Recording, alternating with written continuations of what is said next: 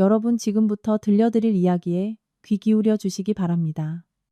남편이 출장을 간 사이 혼자 산부인과에 검진을 받으러 갔던 저는 남편이 사색이 되어 다른 임산부를 부축하는 모습을 목격했습니다. 의사 선생님, 제 아내가 애를 낳으려고 해요. 그 외침을 듣고 저는 조용히 돌아와 집을 팔아버렸고 남편의 반신불수 어머니를 내버려 두었습니다. 오늘 오후 서울 하늘에는 억수 같은 비가 쏟아지고 있었습니다. 무거운 빗방울이 유리창을 때리며 만들어내는 단조롭고 우울한 소리는 마치 지난 4년간 제 삶의 모습과도 같았습니다. 저는 낡은 소파에 조용히 앉아 무의식적으로 임신 7개월 차에 접어든 둥부른 배 위로 손을 올렸습니다. 뱃속의 아이도 이 집안의 공허함을 느끼는 듯했습니다. 아이는 자신과 제가 여기에 존재하고 있음을 일깨워 주려는 듯 끊임없이 태동했습니다. 그때 숨막히는 정적을 깨고 탁자 위에 스마트폰이 울렸습니다. 화면에는 익숙한 사랑하는 남편이라는 세 글자가 빛나고 있었습니다. 저는 서둘러 전화를 받으며 애써 한숨을 삼키고 최대한 밝은 목소리를 냈습니다. 여보세요, 네, 여보. 수화기 너머로는 지난 몇 년간 제가 사랑에 맞이 않았던 모든 근심을 어루만져 주던 따뜻하고 차분한 목소리가 들려왔습니다. 내 사랑하는 아내, 우리 두 사람 집에 잘 있지? 아이는 안 괴롭히고? 방금 일 끝나서 보고 싶어서 전화했어. 저는 미소를 지었지만 아마 우는 것보다 더 일그러진 표정이었을 것입니다. 네, 둘 다 잘 있어요.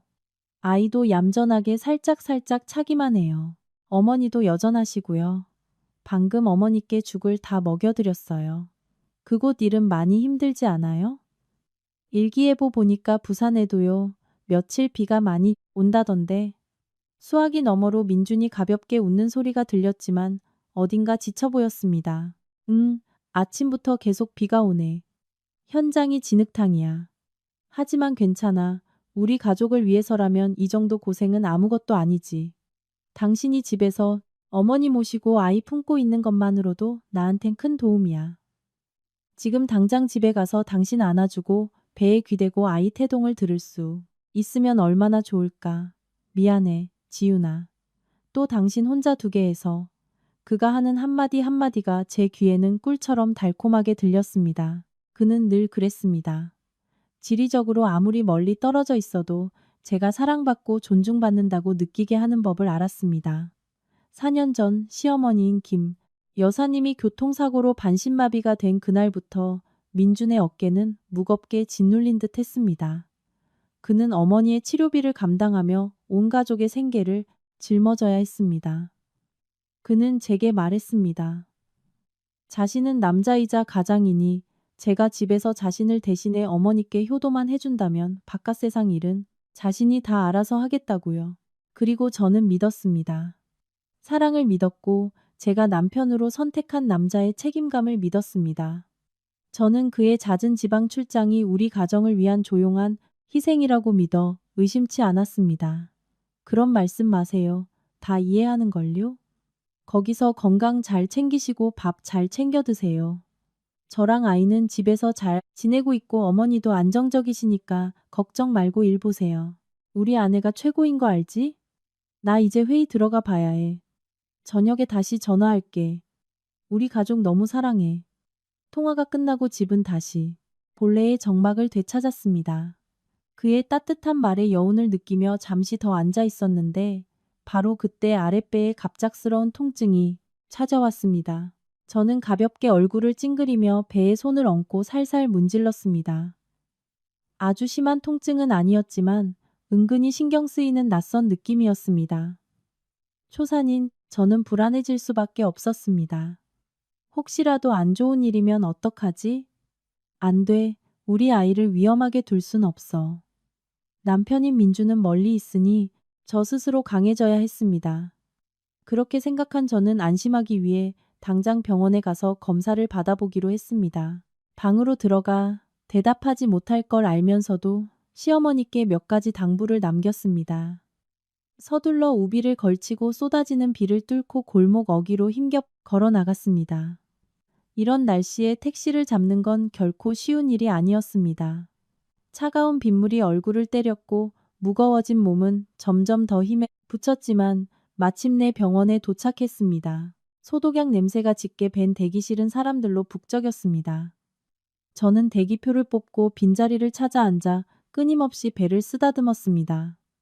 우리 아기 건강해야 해. 엄마 놀라게 하지 마. 상념에 빠져 있던 그때 정문 쪽에서 일어난 소란에 모든 사람의 시선이 그쪽으로 쏠렸습니다.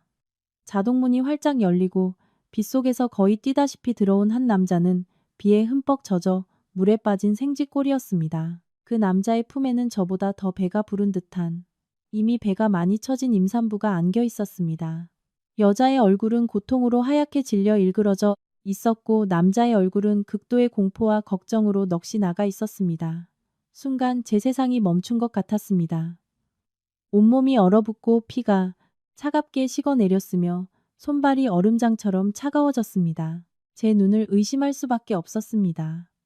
흠뻑 젖어 머리카락이 이마에 달라붙어 있었지만 결코 잘못 볼 리 없었습니다. 그 넓고 든든한 어깨 그리고 제가 몇 달치 월급을 아껴 생일 선물로 사준 그의 왼쪽 손목에 채워진 시계, 제 남편 민준이었습니다. 불과 얼마 전까지만 해도 부산의 비바람 부는 건설 현장에 있다고 말했던 바로 그 남자였습니다. 누군가 제 심장을 쥐어짜 숨을 쉴 수 없는 것 같았습니다. 수만 가지 질문이 머릿속을 소용돌이쳤습니다. 왜 그가 여기에 있지? 저 여자는 누구지? 내가 잘못 본 건 아닐까?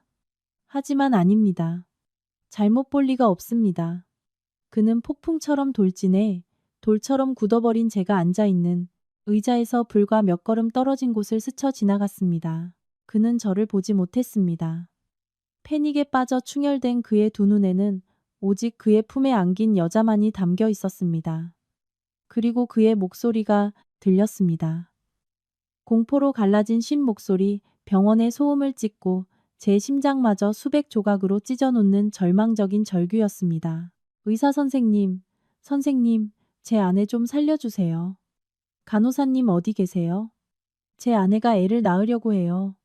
제발 제 아내 좀 살려주세요. 네, 아내. 제 아내라는 그 두 마디는 마치 거대한 망치가 제 머리를 정통으로 내리치는 것 같았습니다. 너무나도 뚜렷하고 고통스럽게 메아리쳤습니다. 그는 다른 여자를 아내라고 부르고 있었습니다. 법적인 진짜 아내가 그의 아이를 품고 바로 눈앞에 있는데 말입니다. 세상이 빙글빙글 돌고 눈앞이 흐려졌습니다. 아까 느꼈던 아랫배의 통증은 사라진 지 오래였고 대신 심장을 갈기갈기 찢는 듯한 다른 통증이 찾아왔습니다.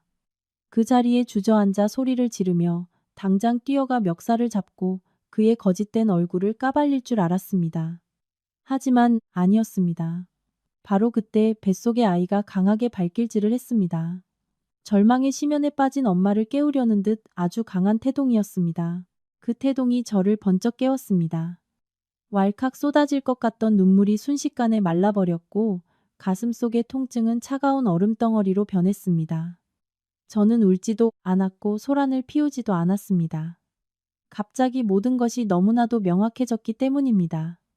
완벽한 연극이 무대 위에 올려져 있었고 저는 그 연극에서 가장 멍청한 꼭두각시였던 것입니다. 저의 희생, 저의 보살핌, 저의 사랑 그 모든 것이 한낱 초롱거리에 불과했습니다. 저는 간호사와 함께 저 여자를 응급실로 밀고 들어가는 민준의 바쁜 뒷모습을 지켜보았습니다. 그는 단 한 번도 뒤돌아보지 않았습니다. 그 순간 제 안의 사랑은 죽었습니다. 완전히 죽어버렸습니다. 저는 천천히 일어섰습니다. 아까의 복통은 마치 존재한 적도 없었다는 듯 완전히 사라졌습니다. 몸이 기묘할 정도로 가벼워진 것을 느꼈습니다. 저는 진료실로 가지 않았습니다. 천천히 그러나 단호하게 몸을 돌려 걸어 나갔습니다. 인파 속에 섞여 병원 문을 나서 다시 차가운 빗속으로 들어갔습니다. 비는 여전히 내리고 있었지만 저는 더 이상 추위를 느끼지 못했습니다. 제 마음속에 냉기가 그보다 수천 배는 더 무서웠기 때문입니다. 차갑고 잔인한 결정 하나가 제 머릿속에 막 형태를 갖추기 시작했습니다. 그가 그녀를 선택했고 그녀를 아내라 불렀다. 좋아. 그렇다면 나, 서지윤이 당신에게 그 모든 것을 되돌려주겠어. 당신에게 자유를 돌려줄 테니 당신이 당신 것이라 믿는 모든 것을 빼앗아 주지. 집부터 시작해서 이 게임의 룰은 지금부터 내가 정한다. 여러분, 우리가 지금부터 함께할 이야기는 인공지능의 도움을 받아 일부 창작되고 각색된 요소가 포함되어 있을 수 있습니다. 최종 목적은 엔터테인먼트이지만 더 중요한 것은 신뢰와 배신, 그리고 벼랑 끝에 몰린 여성이 발휘하는 잠재된 힘에 대한 깊은 교훈과 메시지를 전달하는 것입니다. 우리 각자는 이 이야기 속에서 자신 혹은 주변 사람들의 단면을 보게 될지도 모릅니다. 이야기를 들으신 후 각자 의미 있는 무언가를 얻어가시길 바랍니다. 지윤의 소름 끼치는 침묵은 과연 얼마나 끔찍한 복수라는 폭풍의 시작일까요? 그녀의 계획은 어떻게 실행될까요? 다음 이야기를 계속해서 들어주시기 바랍니다. 저는 예전에 따뜻한 보금자리라 불렀던 그 집으로 영혼이 빠져나간 상태로 돌아왔습니다. 택시가 골목 어귀에 멈춰 섰습니다. 요금을 치르고 비틀거리며 차에서 내렸습니다. 빗줄기는 잦아들어 먼지처럼 흩날리는 이슬비만 남았지만 뼛속까지 스며든 한기는 가실 줄 몰랐습니다. 저는 아무것도 느낄 수 없었습니다. 젖은 것도 추운 것도 느껴지지 않았습니다. 바깥 세상은 보이지 않는 막에 의해 완전히 차단된 것 같았습니다. 그 막 안에서는 오직 민준의 절규만이 맴돌았습니다. 제 남편은 의사 선생님, 제 아내 좀 살려주세요 라는 말을 끊임없이 반복하고 있었습니다. 제 아내라는 그 단어는 오늘 오후의 비보다 훨씬 차가웠습니다. 그것은 모든 감정을 얼어붙게 만들었고 오직 무서운 공허함만을 남겼습니다. 열쇠를 자물쇠에 꽂자 철문이 삐걱거리며 구슬픈 소리를 냈습니다. 익숙한 소독약 냄새가 코를 찔렀습니다. 지난 4년간 이 집은 항상 병원 냄새, 고통의 냄새, 무기력의 냄새를 풍기고 있었습니다. 그리고 이제야 깨달았습니다. 그것이 거짓과 기만의 냄새였다는 것을. 집안의 모든 것은 제가 떠날 때와 똑같았습니다. 탁자 위에 TV 리모컨, 제가 마시다만 물잔도 그대로 있었습니다. 제 부서진 심장만 빼고 모든 것이 고요했습니다. 천천히 거실로 걸어가 안방 쪽을 멍하니 바라보았습니다. 시어머니인 김 여사님은 여전히 그곳에 누워 있었습니다. 4년이라는 시간 동안 저는 그녀를 친정엄마처럼 모셨습니다. 일을 그만두고 개인적인 꿈을 포기한 채 집에서 어머니를 돌보았습니다. 매일 제 손으로 직접 죽을 끓이고 곱게 갈아 한 숟가락씩 떠먹여 드렸습니다.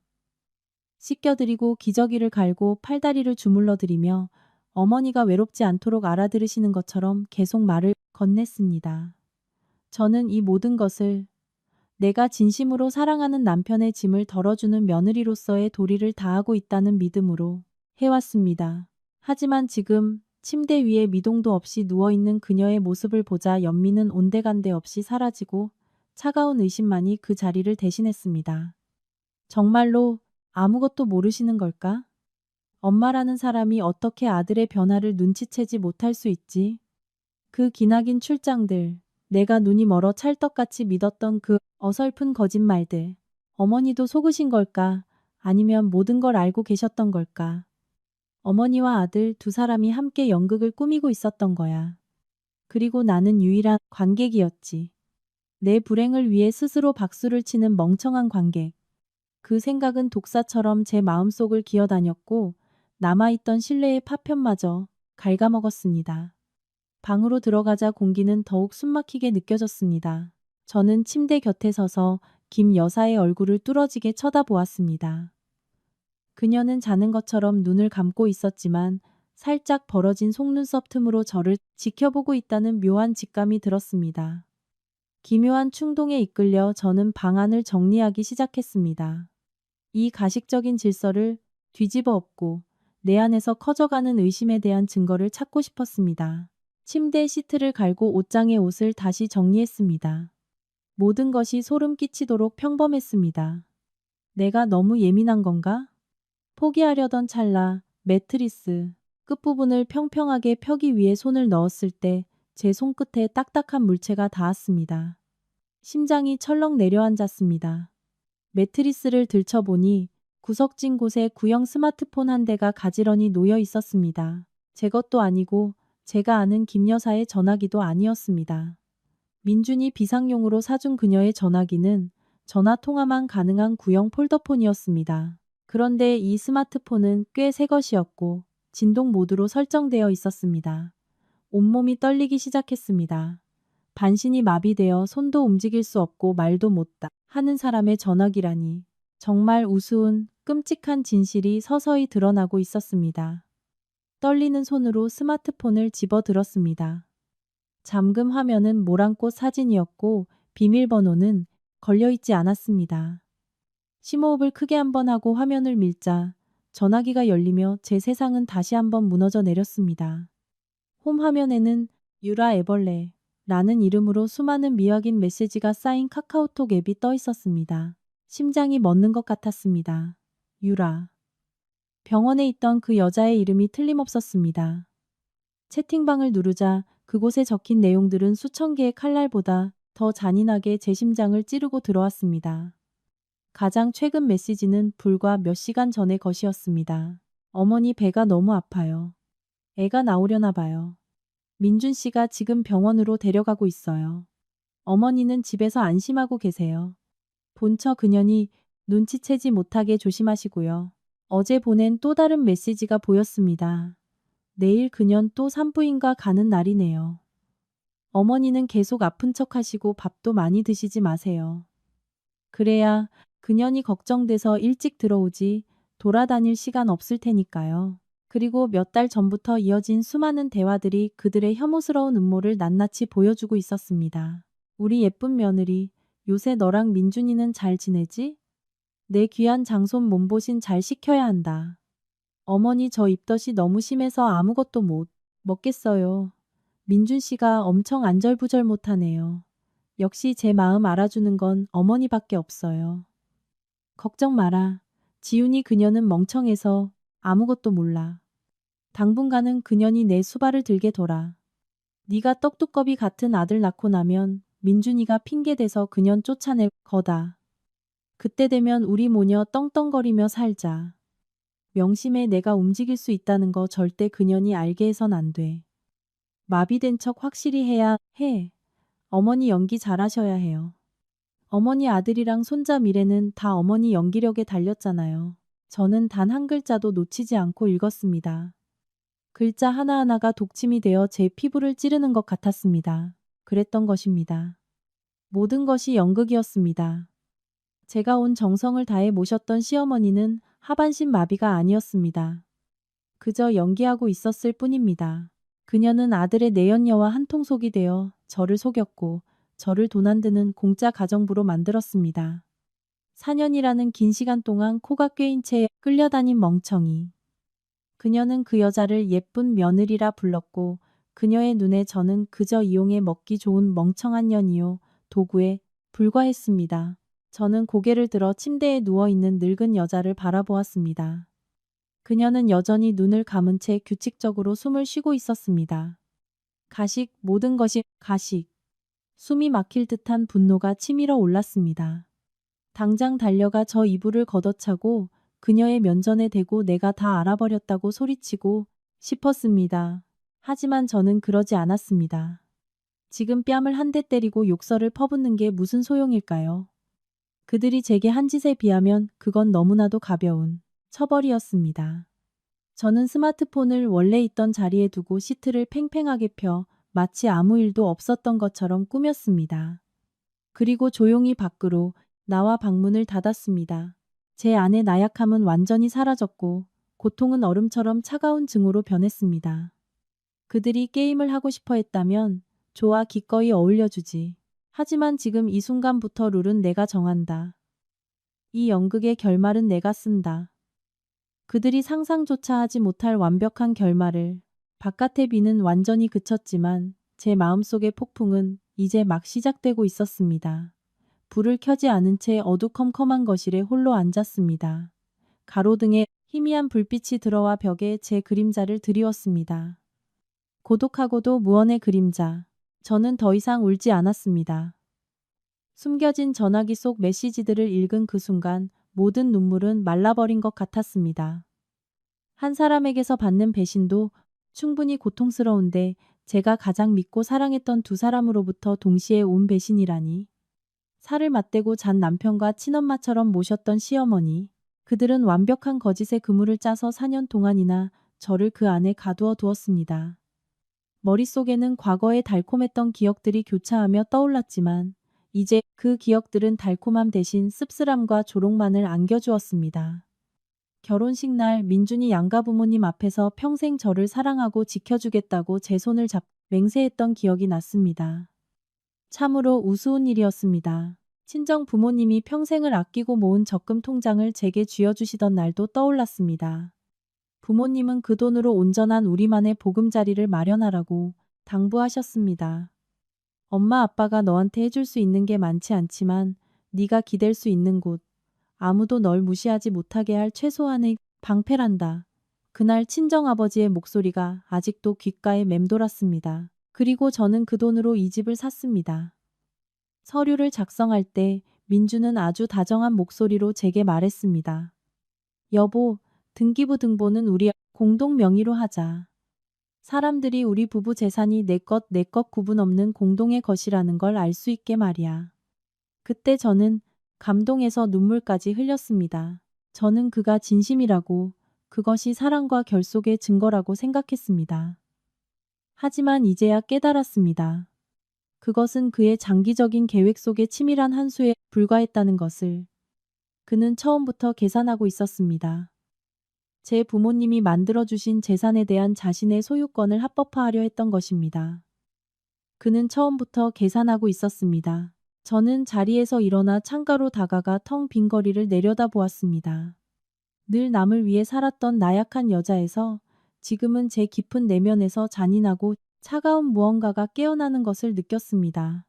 그들이 제게 그것을 가르쳐 주었습니다. 그들이 저를 순진한 양에서 늑대로 만들었습니다. 더 이상 제 선의와 희생을 그들이 이용하게 두지 않을 것입니다. 제게 속한 모든 것을 되찾을 것입니다. 단 1초도 망설이지 않았습니다. 핸드폰을 꺼내 주소록을 빠르게 넘겼습니다. 평소라면 절대 필요 없을 거라 생각했던 이름에 손가락이 멈췄습니다. 최 소장. 부동산. 최 소장은 이 지역에서 악명 높은 부동산 중개인이었습니다. 그의 손을 거치는 집은 순식간에 팔린다는 소문이 있었습니다. 하지만 그 대가로 막대한 수수료를 챙겼고 대개 시세보다 헐값에 넘겨야만 했습니다. 예전에 저라면 최 소장 같은 사람은 멀리했겠지만 지금 저를 도와줄 수 있는 사람은 그뿐이었습니다. 현금이 필요했고 민준이 눈치채기 전에 아주 빨리 처리해야 했습니다. 통화 버튼을 눌렀습니다. 수화기 너머로 걸걸한 남자의 목소리가 들렸습니다. 여보세요? 누구슈? 크게 심호흡을 한 뒤 제 목소리가 놀라울 정도로 차분하고 또렷하게 울렸습니다. 떨림은 전혀 없었습니다. 최 소장님, 맞으시죠? 저 XX동 24번 길 15호 집주인 서지윤입니다. 이 집을 금매로 내놓으려고요. 전화기 너머로 몇 초간 정적이 흘렀습니다. 아마도 제가 누군지 기억을 더듬는 듯 했습니다. 이내 그가 껄껄 웃었습니다. 아, 서지윤 씨, 민준. 시사모님 맞죠? 아니 왜요? 두 분 사이 엄청 좋다고 소문 다 났던데 갑자기 무슨 집을 금매로? 구구절절 설명하고 싶지 않았습니다. 개인적인 사정이 있어서요. 48시간 안에 팔고 싶습니다. 현금 거래 가능하게 해주실 수 있나요? 또다시 정적이 흘렀습니다. 이번에는 침묵 속에서 최 소장의 계산 굴러가는 소리가 들리는 듯 했습니다. 그는 늙은 여우였습니다. 급한 사정이 있다는 냄새를 맡고 가격을 후려칠 기회라는 걸 안 것입니다. 48시간이요? 사모님 농담하십니까? 집 파는 게 무슨 배추 파는 건 줄 아세요? 단. 뭐요? 사모님이 가격을 확 낮추신다면야. 지금 시세로 그 집 한 10억 원은 받을 수 있어요. 근데 48시간 안에 현금으로 당장 뽑으려면 8억. 아니, 수수료 떼고 뚝 잘라서 현찰 8억 정도밖에 안 됩니다. 더도 덜도 말고. 속전속결 비용이죠. 어떠세요? 8억이라니. 2억 원을 허공에 날리는 셈이었습니다. 저희 부모님의 피땀 어린 돈이었습니다. 심장이 욱신거렸습니다. 하지만 병원에서 내 아내 살려달라며 울부짖던 민준의 얼굴이 떠올랐습니다. 그 잔인한 배신에 비하면 2억 원이 대수겠습니까? 제게는 자유가 필요했고 복수가 필요했습니다. 이 8억 원은 제가 새 삶을 시작하고 계획을 실행할 종잣돈이 될 것입니다. 좋아요. 단호하게 대답했습니다. 8억에 합시다. 하지만 조건이 하나 있어요. 말해보쇼.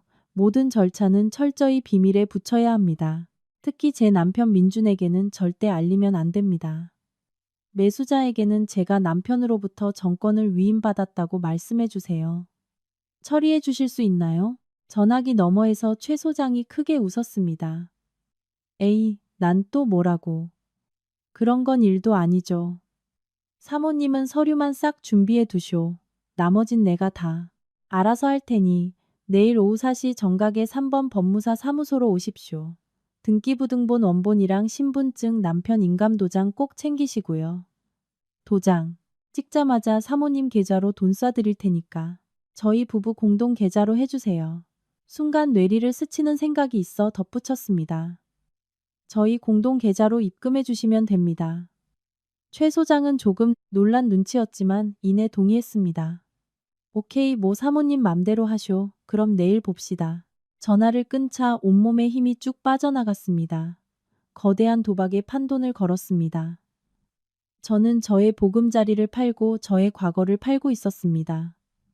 하지만 후회는 없었습니다. 이것은 저와 제 뱃속의 아이를 위해 정당한 권리를 되찾는 길의 첫걸음이었습니다. 그들이 저를 벼랑 끝으로 몰아넣었습니다. 그러니 제가 잔인해진다고 해서 원망할 자격은 없습니다. 저는 다시 김 여사의 방 쪽을 쳐다보았습니다.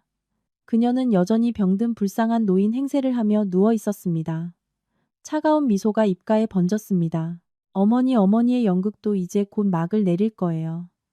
며느리가 어머니 상상도 못할 최고의 선물을 준비해 드릴게요. 앞으로 48시간은 내 운명을 결정지을 시간이었습니다. 계획은 세워졌고 단 하나의 실수도 용납할 수 없었습니다. 나의 합법적인 남편 민준이 병원에서 그의 아내와 그녀의 아이를 돌보고 있는 동안 진짜 아내인 저는 집에서 조용히 기가 막힌 탈출을 실행에 옮기고 있었습니다. 다음 날 아침 저는 평소보다 일찍 일어났습니다. 임산부의 피로감도 허리를 짓누르는 통증도 느껴지지 않았습니다. 증오심이 강력한 진통제가 된 것 같았습니다. 저는 여느 때처럼 아침을 준비하고 죽을 끓였으며 아무 일도 없었다는 듯 김 여사의 몸을 닦고 옷을 갈아입혔습니다. 마지막 순간까지 효성 지극한 며느리 역할을 완벽하게 해내야 했습니다. 김 여사는 여전히 영혼 없는 눈빛으로 저를 쳐다보고 있었지만 저는 그 병자 마스크 뒤에 숨은 우월감과 경멸을 알고 있었습니다. 그녀는 틀림없이 제가 아무것도 모르는 바보라고 생각하고 있을 것입니다. 어머니, 저 오늘 밖에 볼 일이 좀 있어서 늦게 들어올 것 같아요. 저는 그녀에게 죽을 떠먹이며 부드럽게 말했습니다. 점심 드실 거랑 물은 침대 옆에 다 준비해뒀어요. 필요하신 거 있으면 호출벨 누르세요. 제 핸드폰은 항상 켜둘게요. 물론 그것은 거짓말이었습니다. 그 호출벨의 건전지는 제가 어젯밤에 이미 빼놓았습니다. 제가 말을 마칠 즈음 제 휴대폰이 울렸습니다. 민준이었습니다. 심장이 평소보다 빠르게 뛰었지만 그것은 긴장해서가 아니라 경멸감 때문이었습니다. 스스로에게 침착하라고 암시를 걸며 전화를 받았습니다. 여보세요, 지윤아. 수학이 넘어 민준의 목소리는 지쳐 보였지만 묘한 기쁨이 섞여 있었습니다. 아마도 그의 아내가 무사히 아이를 낳았기 때문이겠지요. 어제는 너무 바빠서 전화를 못했어. 미안해. 집은 어때? 어머니는 잘 계셔? 그는 여전히 어머니를 물었습니다. 항상 어머니였습니다. 아내를 속이고 어머니와 짜고 치며 아내를 하녀로 만들 만큼 효성지극한 아들. 네, 어머니는 평소랑 똑같으세요. 걱정 마세요. 일은 어때요? 언제 와요? 일부러 물어보았습니다. 며칠 더 걸릴 것 같아. 그가 대답했습니다. 이쪽에서 아주 중요한 회의가 있어서 자리를 비울 수가 없네. 며칠만 더 집에서 고생해줘. 돌아갈 때 당신이랑 아기 줄 선물 사갈게. 중요한 회의. 얼마나 우스운 일입니까? 갓 태어난 아이 이름 짓는 회의라도 하는 모양이죠. 네, 괜찮아요. 저 익숙한걸요. 일에 집중하세요. 제 걱정은 마시고요. 전화를 끊자 헛구역질이 쏠릴 것 같은 혐오감이 밀려왔습니다. 저는 서둘러 집안일을 마치고 단정하게 옷을 챙겨 입었습니다. 피곤한 기색을 감추기 위해 가볍게 화장도 했습니다. 나가기 전 마지막으로 김 여사의 방을 흘끗 보았습니다. 그녀는 눈을 감고 있었습니다. 아마 제 동태를 살피고 있겠죠. 오후 4시 정각, 저는 3번 법무사 사무소에 도착했습니다. 부동산 중개인 최 소장은 집을 살 중년 부부와 함께 이미 기다리고 있었습니다. 그들은 안쓰러운 눈빛으로 저를 보았습니다. 아마도 최 소장이 제가 집안 사정 때문에 급전이 필요하다고 귀띔을 한 모양이었습니다. 저는 정중하게 고개만 끄덕여 인사했습니다. 모든 절차는 믿을 수 없을 정도로 빨리 진행되었습니다. 과연 최 소장은 전문가였습니다. 매매 계약서부터 민준의 서명을 위조한 위임장까지 모든 서류가 완벽하게 준비되어 있었습니다. 저는 그저 서명하고 인감도장을 찍기만 하면 되었습니다. 법무사가 위임장을 힐끗 보더니 저를 쳐다보며 물었습니다. 남편분이 장기 출장 중이라 진짜로 못 오시는 거 맞죠? 심장이 철렁 내려앉았지만 저는 재빨리 평정심을 되찾았습니다. 부른 배를 가볍게 쓰다듬으며 슬픈 듯 미소를 지었습니다. 네, 남편이 온 가족을 부양하느라 바쁘거든요. 시어머니마저 중병으로 누워 계셔서 저 혼자 다 처리해야 하는 상황이라서요. 제가 한 말에 제 만삭의 배가 더해지자 법무사의 의심은 눈 녹듯 사라졌습니다. 그는 동정 어린 표정으로 고개를 끄덕이곤 도장을 쾅 찍었습니다. 모든 것이 끝났습니다. 법무사 사무소를 나서자마자 저는 매수자 부부와 함께 곧바로 은행으로 향했습니다. 그들은 8억 원 전액을 저희 부부의 공동 계좌로 송금했습니다. 휴대폰 화면이 밝아지며 은행 알림 메시지가 떴습니다. 고객님의 계좌로 800원이 입금되었습니다. 그 숫자는 마치 전류처럼 제 온몸을 관통했습니다. 이것은 단순한 돈이 아니었습니다. 이것은 자유였고 힘이었고 제가 삶을 재건하고 복수를 실행할 도구였습니다. 하지만 제 계획은 여기서 끝이 아니었습니다. 저는 집을 산 부부에게 감사 인사를 전한 뒤 재빨리 다른 창구로 이동했습니다. 저희 부부 공동 계좌에는 5천만 원짜리 예금 통장도 하나 있었습니다. 그것은 제가 지난 몇 년간 부업을 하며 악착같이 모은 돈이었습니다. 민주는 집에 급한 일이 생길 때를 대비해 그 돈을 놔두자고 했었죠. 이제 정말 급한 일이 생겼으니 써야 할 때였습니다. 이 예금 통장 잔액 전부 해지해서 현금으로 인출해 주세요. 저는 통장과 신분증을 은행원에게 내밀었습니다. 은행원이 저를 보더니 전산망을 확인했습니다. 고객님, 이 계좌는 공동명의 계좌라서 규정상 두 분 모두의 서명이 있어야 인출이 가능합니다. 예상했던 일이었습니다. 저는 다시 한번 고통스러운 표정으로 연기를 시작했습니다. 저기요, 남편이 지금 멀리 지방 출장 중이라 올 수가 없어요. 그런데 시어머니가 지금 병원 응급실에 계셔서 당장 병원비를 내야 해요. 제발 어떻게 방법이 없을까요? 이거 다 제가 피땀 흘려 모은 돈이에요. 집에 큰일이 났는데 돈을 못 쓰면 어떡해요. 은행원은 난처해하며 지점장을 불렀습니다. 제가 눈물로 호소한 데다 방금 이 지점에서 거액의 거래를 한 이력이 있어서인지 그들은 융통성을 발휘해 주었습니다. 그들은 제게 법적 책임을 전적으로 지겠다는 각서를 쓰라고 요구했고 저는 주저없이 서명했습니다. 불과 몇 분 후 5천만 원의 현금과 집을 판 돈 8억 원이 모두 제가 미리 만들어둔 비밀 계좌로 이체되었습니다. 오로지 서지윤이라는 제 이름으로만 된 계좌였습니다. 저는 부부 공동 계좌의 잔액을 확인했습니다. 이제 몇천 원의 푼돈만 남아 있었습니다. 차가운 미소가 제 입가에 번졌습니다. 민준, 당신은 내게서 사랑과 믿음을 빼앗아 갔지. 그럼 나는 당신이 그렇게 자랑스러워하던 집과 전 재산을 빼앗아 주겠어. 빈털터리가 된 당신을 당신이 목숨 걸고 구하려던 그 아내가 어떻게 대할지 한번 지켜보자고. 이 도박은 내가 이겼어. 은행을 나서자 마치 딴 사람이 된 것 같았습니다. 수년간 저를 짓누르던 보이지 않는 짐이 훌훌 벗겨진 기분이었습니다. 비가 갠 뒤에 하늘은 유난히 푸르고 맑았습니다. 저는 곧장 집으로 가지 않았습니다. 스스로에게 자유의 공기를 마시며 거리를 배회할 여유를 주었습니다. 이전에는 곁눈질로 보며 동경만 하던 고급 백화점에 들렀습니다. 저를 위해 명품 인부복 몇 벌을 샀고 곧 태어날 아이를 위해 최고급 신생아용품들을 샀습니다. 더 이상 가격표를 보며 망설일 필요가 없었습니다. 이 기분은 정말 최고였습니다. 실컷 쇼핑을 마친 후 저는 작은 용달차 한 대를 불렀습니다. 이제 대망의 마지막 막을 올릴 시간이었습니다. 집에 도착했을 때는 이미 어둑어둑해진 저녁이었습니다. 집안은 무덤처럼 고요했습니다. 저는 불도 켜지 않은 채 문을 열고 곧장 안방으로 들어갔습니다. 가장 큰 캐리어 2개를 꺼내 짐을 싸기 시작했습니다. 제 개인 소지품, 옷, 서류, 부모님의 유품, 그리고 아기와 관련된 물건들만 챙겼습니다. 웨딩 사진이나 민준이 준 선물 따위는 모조리 남겨두었습니다. 그 역겨운 기만과 관련된 것은 단 하나도 가져가고 싶지 않았습니다.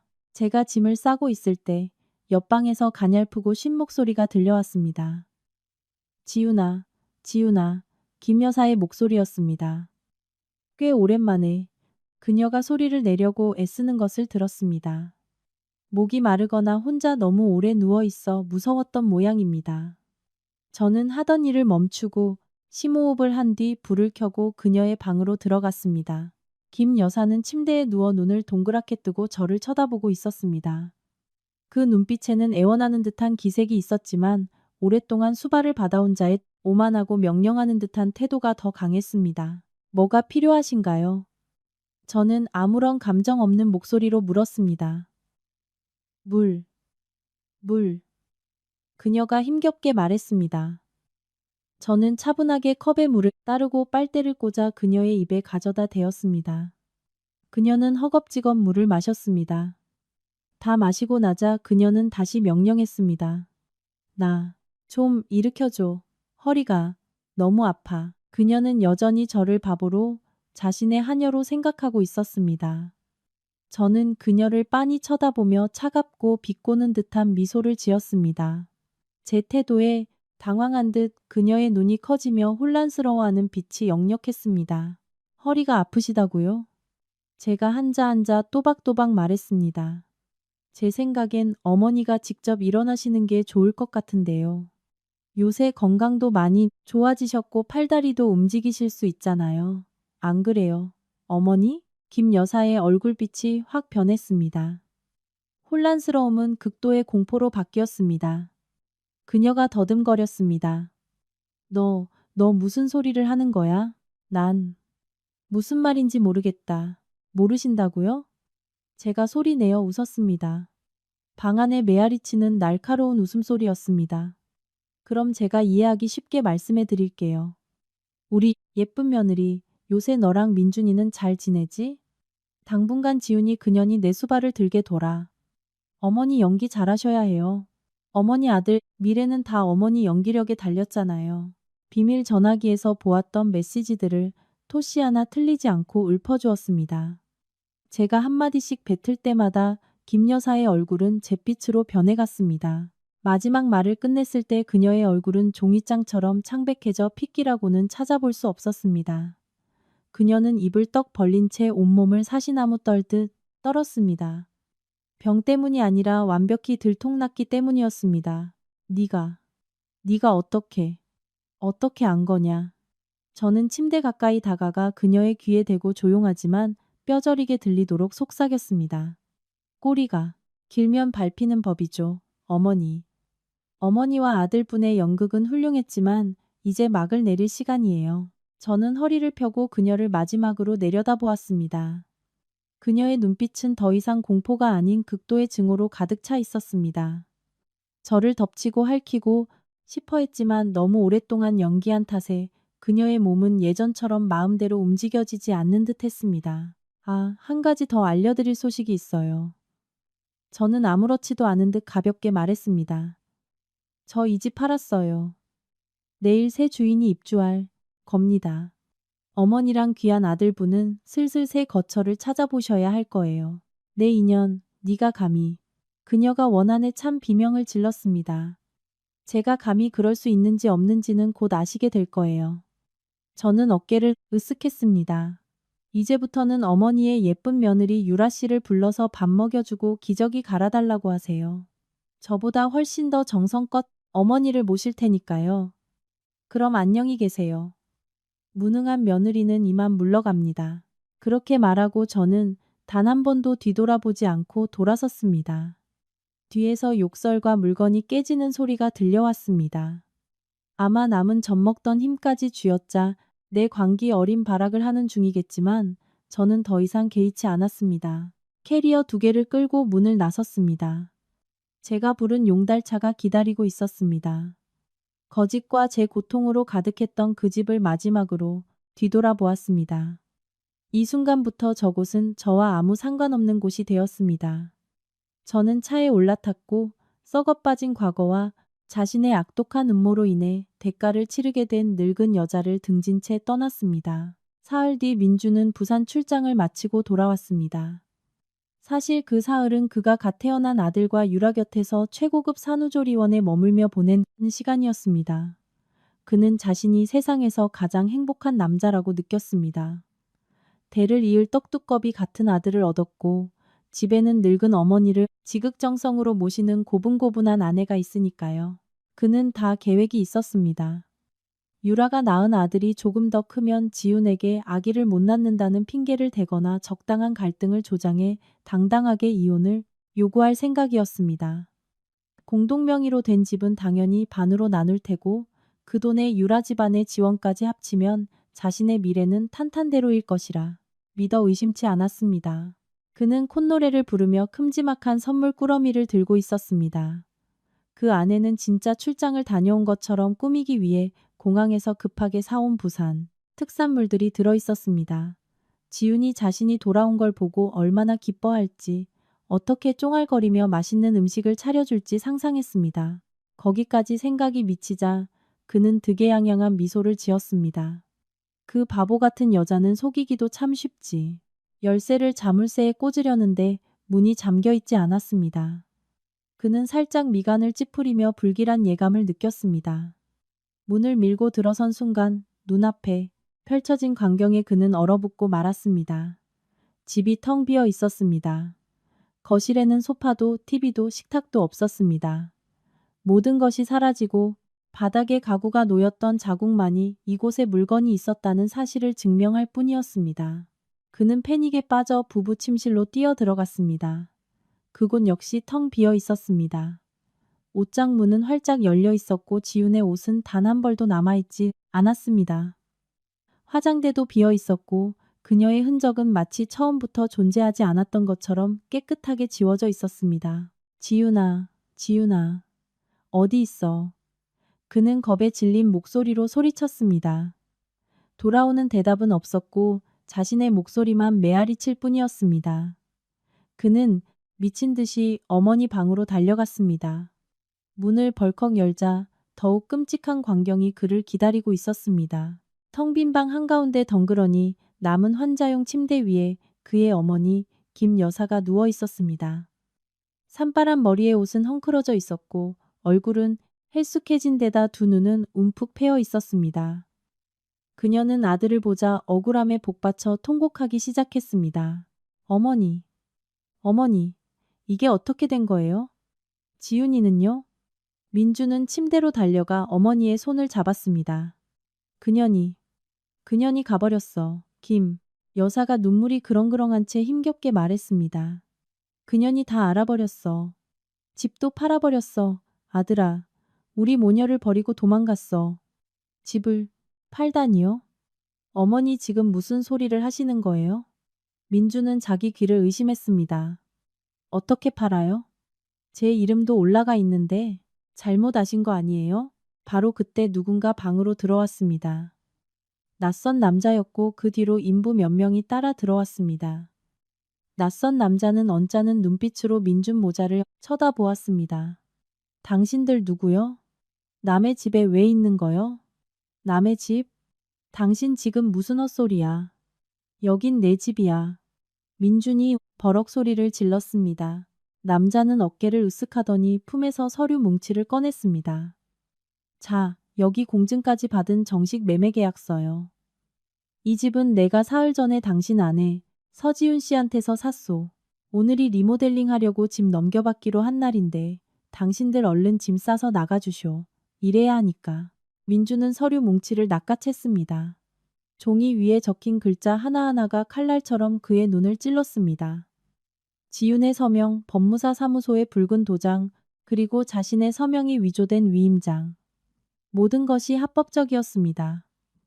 세상이 발밑에서 무너져 내리는 것 같았습니다. 머리가 빙빙 돌았습니다. 그 여자, 늘 멍청하고 착해 빠졌다고 생각했던 그 여자가 감히 자신을 농락하고 집을 팔아 돈을 다 가로채고 사라져버린 것입니다. 자신과 반신불수 어머니를 무일푼으로 길거리에 나앉게 만들고서요.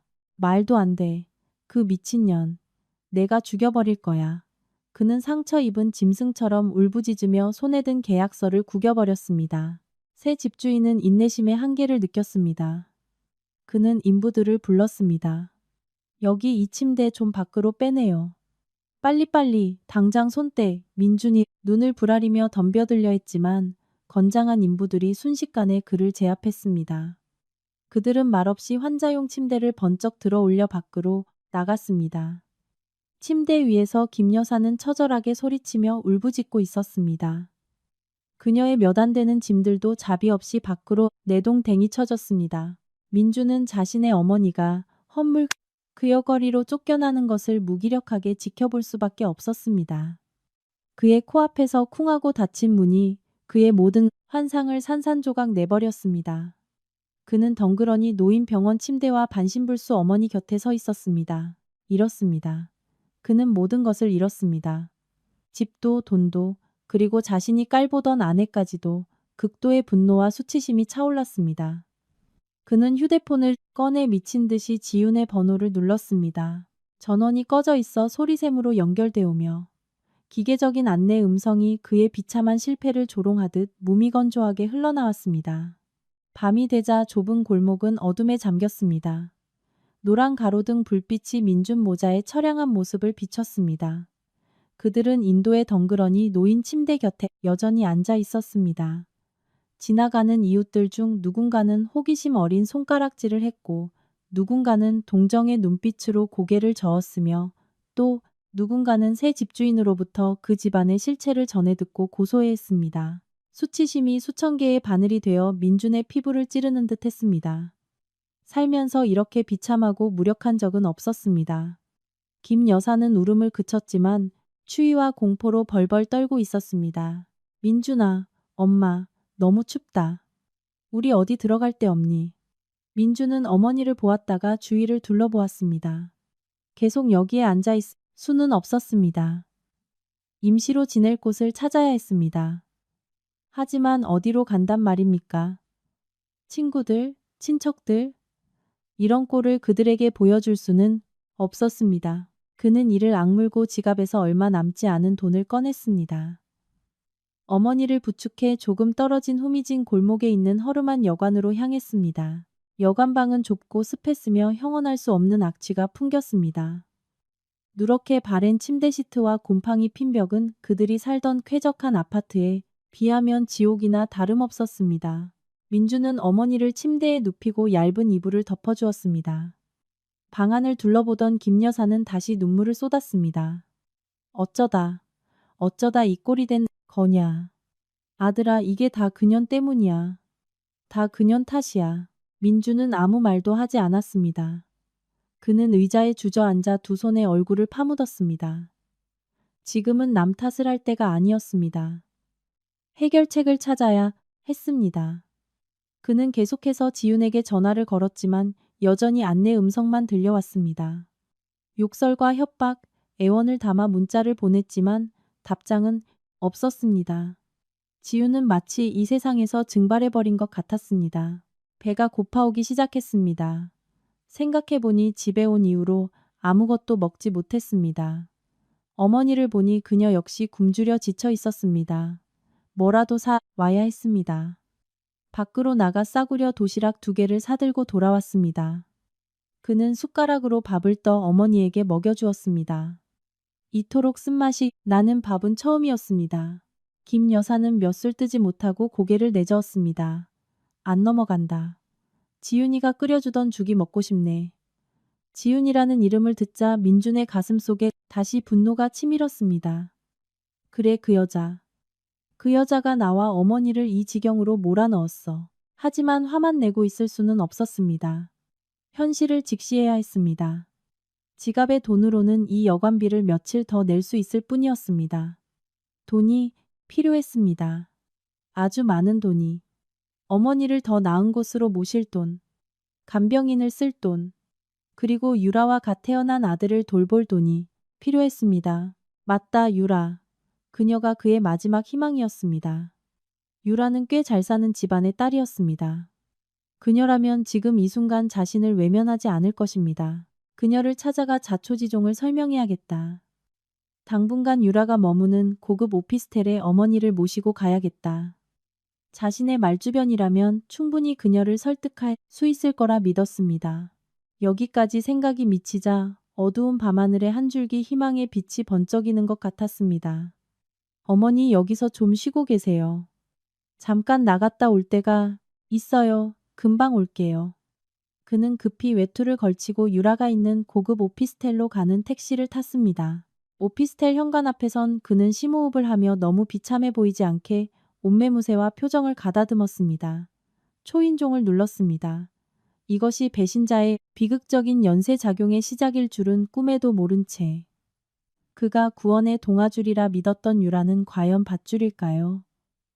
아니면 그를 더 심연으로 끌고 들어갈 쇳덩어리일까요? 인생은 그에게 배신의 쓴맛을 첫 번째로 가르쳐 주었지만 가장 잔혹한 교훈은 아직 남아 있었습니다. 현관문이 살짝 열리고 실크 잠옷 차림의 유라가 모습을 드러냈습니다. 갓 출산한 산모 특유의 피로감이 보였지만 그녀 본연의 오만한 기색은 감출 수 없었습니다. 지저분하고 초췌한 민준의 꼴을 본 그녀는 얼굴을 찌푸렸습니다. 당신 무슨 거짓꼴을 하고 다니는 거야? 오후 내내 전화했는데 받지도 않고. 애는 빽빽 울어대서 나 혼자 얼마나 고생했는지 알아? 민준은 서둘러 안으로 들어가 문을 닫았습니다. 그는 간절한 목소리로 유라의 손을 잡았습니다. 유라야, 큰일 났어. 나 다 잃었어. 다 잃다니? 뭘 다 잃어? 똑바로 말해봐.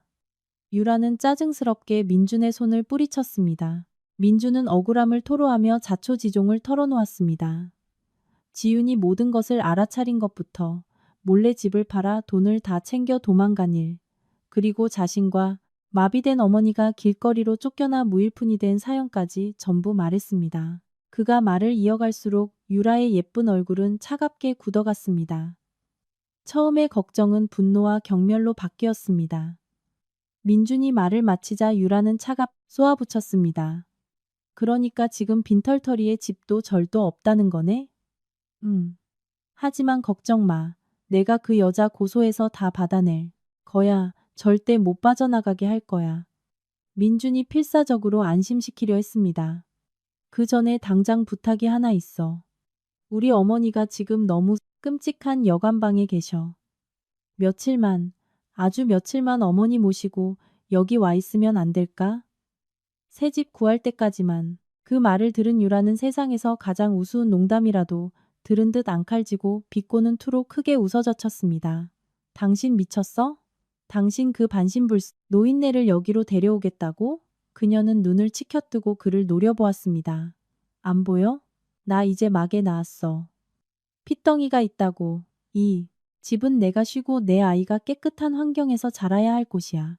여기를 요양원으로, 병원으로 만들 작정이야. 누가 그 노인네 수발 들고 기저귀 갈고 똥 치워줄 건데? 내가 해? 아니면 당신이? 네, 내가 다 할게. 내 손에 물 한 방울 안 묻히게 할게. 민준이 더듬거렸습니다. 당신이 해? 유라는 코웃음을 쳤습니다. 당신 나랑 애 먹여 살릴 돈 벌러 나가야지. 아예 집에서 하루 종일 간병인 노릇이나 하려고? 아휴, 이민준, 내가 진짜 사람을 잘못 봤네. 똑똑하고 능력 있어서 우리 모녀 호강시켜 줄 줄 알았더니 본처 하나 관리 못해서 코 베이고 집 날리는 무능한 등신이었잖아. 이제 와서 알거지된 주제에 나한테 빌붙으려고? 유라가 내뱉는 한마디 한마디가 민준의 자존심을 난도질했습니다. 그는 멍해졌습니다. 이 여자가 정말 자신이 본처까지 버리고 헌신했던 그 여자란 말인가? 다정하고 순종적이던 모습은 온데간데 없고 속물적이고 잔인한 본성만이 남아 있었습니다. 그녀는 그를 사랑한 적이 없었습니다. 그가 제시한 돈과 미래의 청사진만을 사랑했을 뿐입니다. 유라야, 어떻게 그런 말을 해? 내가 한 짓은 다 너랑 우리 아이를 위해서였잖아. 나랑 아이를 위해서?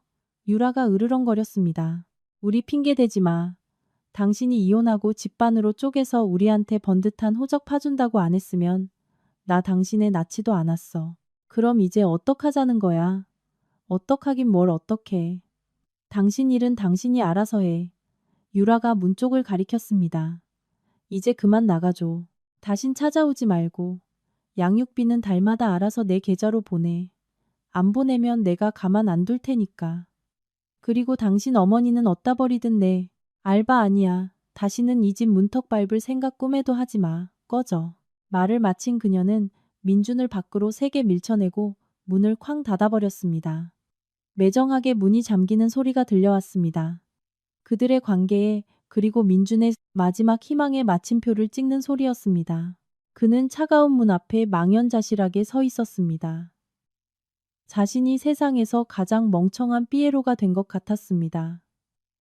환상 하나를 조차 모든 것을 내던졌는데 그 환상이 되돌아와 그의 뺨을 세차게 후려친 셈이었습니다. 이제 그에게는 아무것도, 정말로 아무것도 남아있지 않았습니다. 민준이 배신과 절망의 수렁에서 허우적거리고 있을 무렵 서울에서 수백 킬로미터 떨어진 남쪽, 저의 삶은 마치 꿈처럼 펼쳐지고 있었습니다. 저는 새 삶을 시작할 곳으로 아름다운 바다가 있는 제주도를 택했습니다. 집을 판 돈의 아주 일부를 사용해 바다가 내려다 보이는 고급 오션뷰 아파트를 샀습니다. 매일 아침 눈을 뜰 때마다 지푸른 바다 위로 떠오르는 찬란한 일출을 보았고 귓가를 맴도는 잔잔한 파도 소리를 들었습니다. 이런 평화는 예전의 저로서는 감히 상상조차 할 수 없었던 사치였습니다. 저는 더 이상 과거에 인내하고 순종하던 서지윤이 아니었습니다. 저는 허물을 벗었습니다.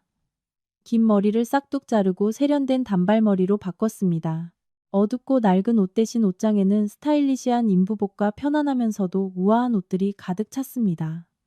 지난 몇 년간 잊고 지냈던 제 자신을 사랑하는 법을 다시 배우기 시작했습니다. 매일 해변을 산책하며 맑은 공기를 마셨고 임산부를 위한 요가 클래스에 등록해 뱃속의 아이와 교감하며 출산을 준비했습니다.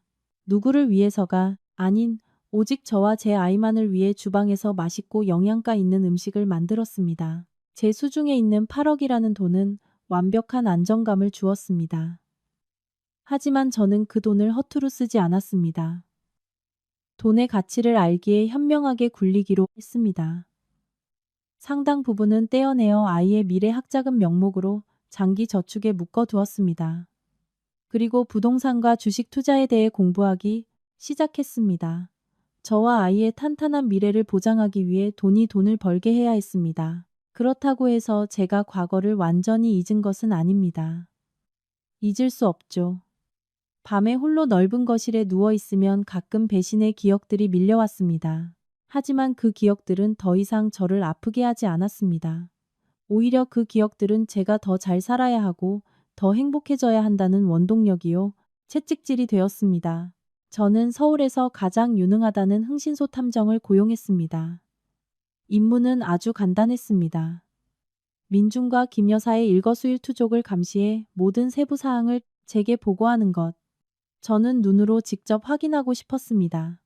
내 인생을 짓밟은 자들이 몰락하는 모습을. 그것은 저만의 복수 방식이었고 과거를 완벽하게 닫기 위한 의식이었습니다. 탐정들로부터 정기적으로 사진과 동영상이 첨부된 보고서가 이메일로 날아왔습니다. 저는 마치 한 편의 블랙 코미디 영화를 보듯 무덤덤하게 그것들을 열어보았습니다. 인도의 덩그러니 노인 어머니의 침대 옆에 넋을 잃고 앉아있는 민준의 사진. 병든 어머니를 업고 더러운 여관방으로 들어가는 모습, 유라에게 개처럼 욕을 먹고 쫓겨나는 동영상까지. 꼬시다는 통쾌함보다는 그저 씁쓸한 조롱의 감정만 잃었습니다. 사람이 뿌린 대로 거둔다는 말이 맞았습니다. 그 사진들을 보며 제가 선택한 길에 대해 다시 생각했습니다. 혹자는 한 이불 덮고 잤던 남편과 시어머니를 그렇게 버려둔 저를 잔인하다고 욕할지도 모릅니다. 하지만 그들은 제 상황을 겪어보지 않았습니다. 가장 믿었던 사람의 등 뒤에서 칼을 맞는 기분이 어떤지 알 리 없습니다. 여자의 진정한 힘은 끝없는 인내와 희생에서 나오는 것이 아닙니다. 그것은 아무리 고통스럽더라도 내 인생을 좀먹는 암덩어리를 과감히 도려내는 용기에서 나옵니다. 저는 그럴 용기를 냈고 잿더미 속에서 불사조처럼 강하게 부활했다는 사실이 자랑스러웠습니다. 노트북을 덮고 발코니로 나갔습니다. 바닷바람이 머릿결을 쓰다듬었습니다. 뱃속의 아들이 다시 살짝 발을 찼습니다. 저는 미소를 지으며 배에 손을 얹었습니다. 우리 아기, 바깥 세상은 폭풍과 거짓말로 가득할지 몰라도 걱정 마. 엄마가 항상 여기서 우리 둘만의 세상을 만들어줄게. 평화와 사랑만 가득한 세상 말이야. 허름한 여관에서의 삶은 민준 모자에게 끝없는 고문이나 다름없었습니다. 곰팡이 냄새 가득한 방은 원래부터 허약했던 김 여사의 몸을 더욱 쇠약하게 만들었습니다. 오랫동안 누워있어 생긴 등 쪽의 욕창은 감염 조짐을 보이며 붉게 부어오르고 끔찍한 냄새를 풍기기 시작했습니다. 그녀는 아무것도 먹지 못한 채 누워 통증으로 신음할 뿐이었습니다. 유라에게 버림받은 충격 이후 민준 역시 삶의 의지를 모두 상실한 듯 했습니다. 예전에 말끔하고 자신감 넘치던 모습은 찾아볼 수 없었습니다. 우울하고 신경질적인 성격으로 변했습니다. 매일 혼자서 어머니를 돌보느라 낑낑대야 했습니다. 요강을 비우고 몸을 닦고 죽을 떠먹이는 일. 예전엔 손끝 하나 대지 않던 일들이었고 지훈이 당연히 해야 하는 일이라 여겼던 것들입니다. 남자의 서투름과 조급함은 상황을 더욱 악화시켰습니다.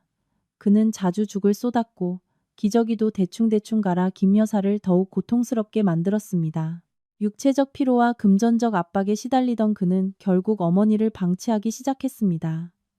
아침 일찍 일자리를 구하러 간다며 나가서는 사실 거리를 배회하거나 술을 마시며 현실을 도피했습니다. 그는 악취나는 방에 어머니를 홀로 남겨두고 머리맡에 생수한 병과 퍽퍽한 식빵 쪼가리만 던져둘 뿐이었습니다. 그 외롭고 고통스러운 시간 속에서 김 여사는 과거를 회상하기 시작했습니다. 지훈이 있었던 그 시절을 말입니다. 매일 지훈이 정성껏 갈아서 간을 맞춘 따뜻한 죽을 인내심 있게 먹여주던 기억, 따뜻한 물에 아로마 오일까지 몇 방울 섞어 부드럽게 몸을 닦아줄 때의 상쾌함. 지훈이 휠체어를 밀고 복도로 나가 바람을 쐬어주며 재미있는 이야기를 들려주던 오후. 그 모든 것을 그녀는 당연하게 여겼고 며느리의 도리라 여겼습니다. 단 한 번도 고맙다는 말을 한 적이 없었고 따뜻한 눈길 한 번 준 적 없었으며 속으로는 멍청하다며 비웃기까지 했습니다. 그리고 모든 것을 잃어버린 지금에야 자신이 무엇을 잃었는지 깨달았습니다. 친딸보다 더 잘했던 며느리를 잃은 것입니다. 뒤늦은 후회가 그녀의 가슴을 갉아먹기 시작했습니다. 그녀는 후회와 무력감에 눈물을 흘렸습니다. 자신이 틀렸습니다. 아들과 자신이 지훈의 선의를 짓밟고 무시한 것은 크나큰 실수였습니다. 하지만 모든 것은 너무 늦어버렸습니다. 인과응보가 지금 눈앞에 고통스럽고도 선명하게 나타나고 있었습니다. 그 사이 제주도에 있던 저는 탐정으로부터 보고서를 받았습니다. 더러운 여관 침대에 웅크리고 있는 김 여사와 등 뒤로 번져가는 욕창이 찍힌 사진들이었습니다.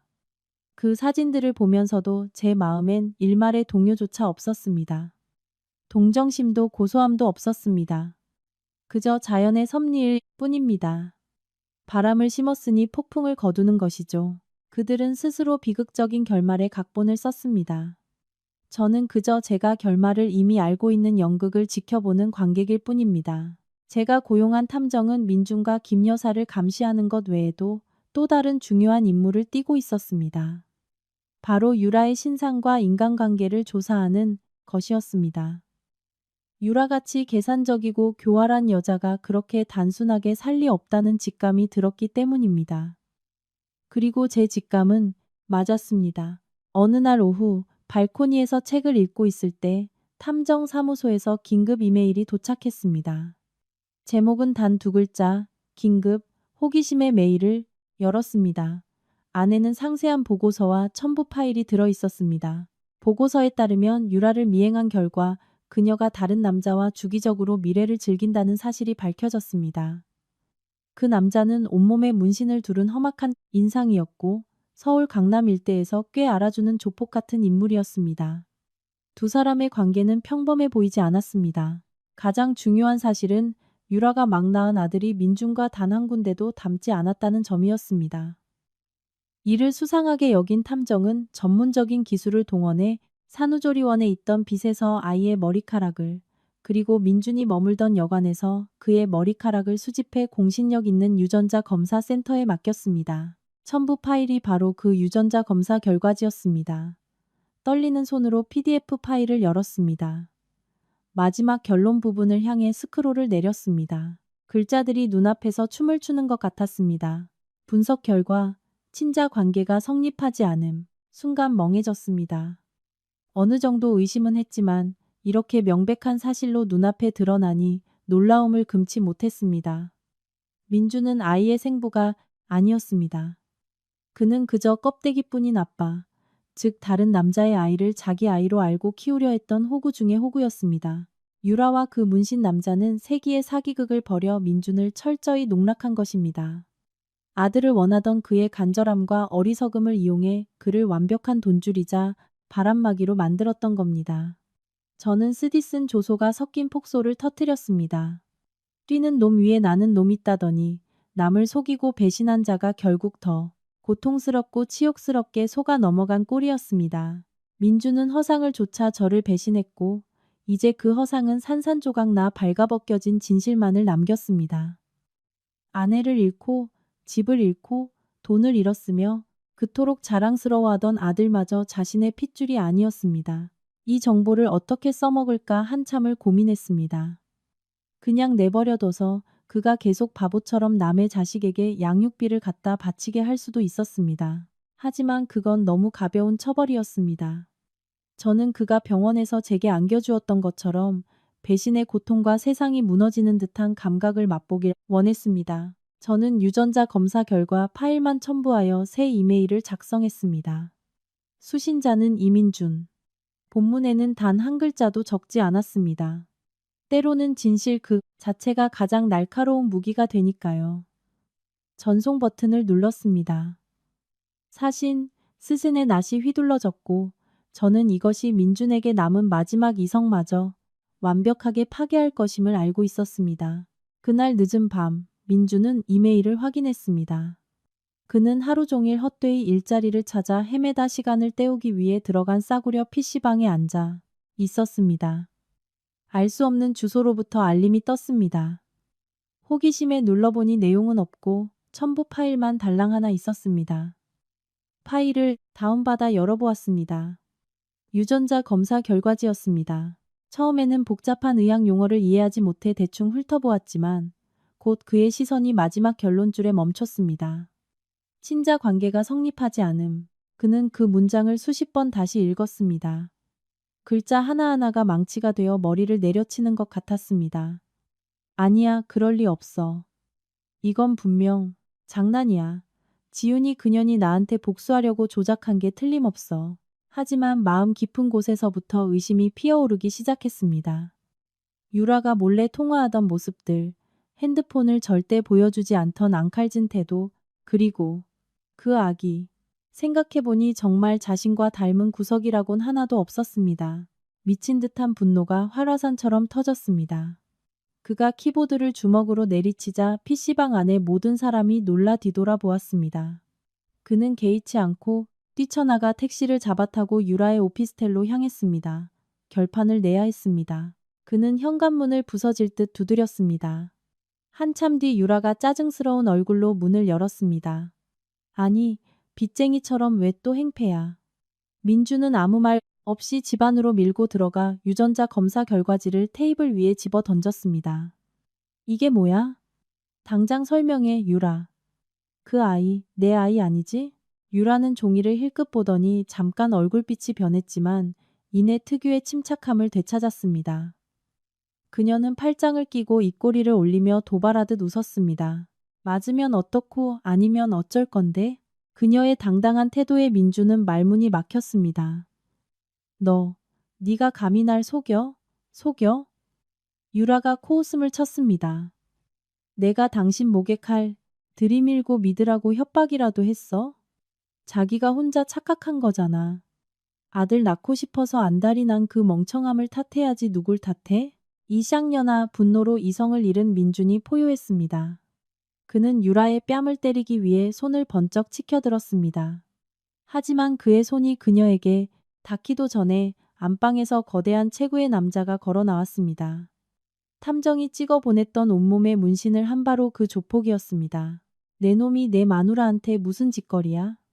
남자가 손가락 관절을 꺾으며 으르렁거렸습니다. 뼈 부딪히는 소리가 섬뜩하게 울렸습니다. 민주는 겁에 질려 뒷걸음질 쳤습니다. 너 누구야? 내가 그 애기 진짜 아빠다. 왜? 불만 있냐? 조폭이 섬뜩하게 웃었습니다. 그동안 우리 마누라랑 애새끼 먹여 살리느라 수고했다. 이 호구 새끼야. 이제 볼일 끝났으니 당장 꺼져. 너희들이 감히 날 농락해? 민준이 억울함에 피를 토하듯 두 사람을 가리켰습니다. 농락하면 어쩔 건데? 유라가 경멸에 찬 목소리로 쏘아붙였습니다. 너 같은 놈은 만삭인 조강지 쳐버리고 딴 여자 치마폭에 쌓인 죄로 이런 꼴 당해도 싸. 이제 내 눈앞에서 당장 꺼져. 오빠, 손 좀 봐줘. 그녀의 내연남은 두말하지 않고 민준에게 달려들어 무자비한 폭행을 퍼부었습니다. 민준은 저항할 힘이 전혀 없었습니다. 그는 걷어차이고 짓밟히며 마치 쓰레기 봉투처럼 오피스텔 밖으로 질질 끌려나갔습니다. 남자는 복도에 그를 팽개치고 문을 쾅 닫아버렸습니다. 민주는 복도 바닥에 쓰러진 채 피투성이가 된 얼굴로 신음했습니다. 온몸이 부서질 듯 아팠지만 이 육체적 고통은 영혼이 찢기는 고통에 비하면 아무것도 아니었습니다. 그는 속았습니다. 뼈저리고 치욕스럽게 속았습니다. 그가 멍청한 피에로로 전락한 연극 한 편 때문에 모든 것을 잃어버린 것입니다.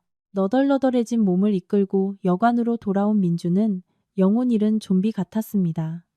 방문을 열자 지독한 악취가 코를 찔러 구역질이 났습니다. 그는 침대 쪽을 바라보았습니다. 어머니 김 여사가 미동도 없이 누워 있었습니다. 침대 시트는 소변으로 흠뻑 젖어 있었고 등 쪽의 욕창은 고름이 터져 나와 누런 진물이 흐르고 있었습니다.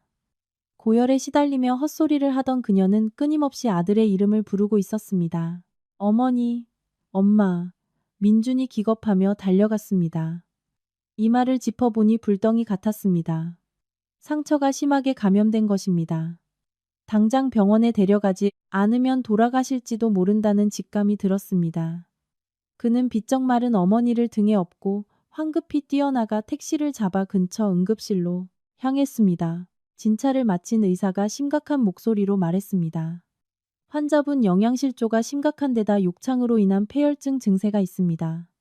매우 위독한 상태라 당장 입원해서 집중 치료를 받아야 합니다. 보호자분은 원무가 가서 수속 밟으시고 선수금부터 결제하세요. 민준이 떨리는 목소리로 물었습니다. 저기, 대략 얼마 정도 나올까요? 우선 500만 원 정도 결제하시고 향후 치료 경과에 따라 추가될 겁니다. 500만 원. 지금의 민준에게 그 액수는 태산보다 크게 느껴졌습니다. 주머니엔 꼬깃꼬깃한 지폐 몇 장이 전부였습니다. 그 돈을 어디서 구한단 말입니까? 그는 전화를 돌리기 시작했습니다. 예전에 술잔을 부딪히며 호영호재하던 가장 친한 친구들에게 돈을 빌려달라 했지만 모두 핑계를 대며 거절했습니다. 와이프가 돈 관리를 한다, 주식으로 다 날렸다며 전화를 끊었습니다. 친척들도 마찬가지였습니다. 그가 본처를 내쫓고 바람을 피웠다는 소문은 이미 파다하게 퍼진 상태였습니다. 빈털터리에 폐류나 낙인까지 찍힌 자와 엮이고 싶은 사람은 아무도 없었습니다. 절망과 무력감에 빠진 민주는 병원 복도 의자에 주저앉아 머리를 쥐어뜯었습니다. 어쩌면 좋단 말인가. 어머니가 이대로 죽게 내버려둬야 한단 말인가? 그럴 순 없었습니다. 하지만 돈이 없었습니다. 반쯤 미친 상태로 무의식 중에 SNS를 스크롤하던 중 어떤 게시물 하나가 그의 눈길을 사로잡았습니다. 겹지인이 공유한 제주도의 한 5성급 VIP 병원 공식 페이지의 글이었습니다.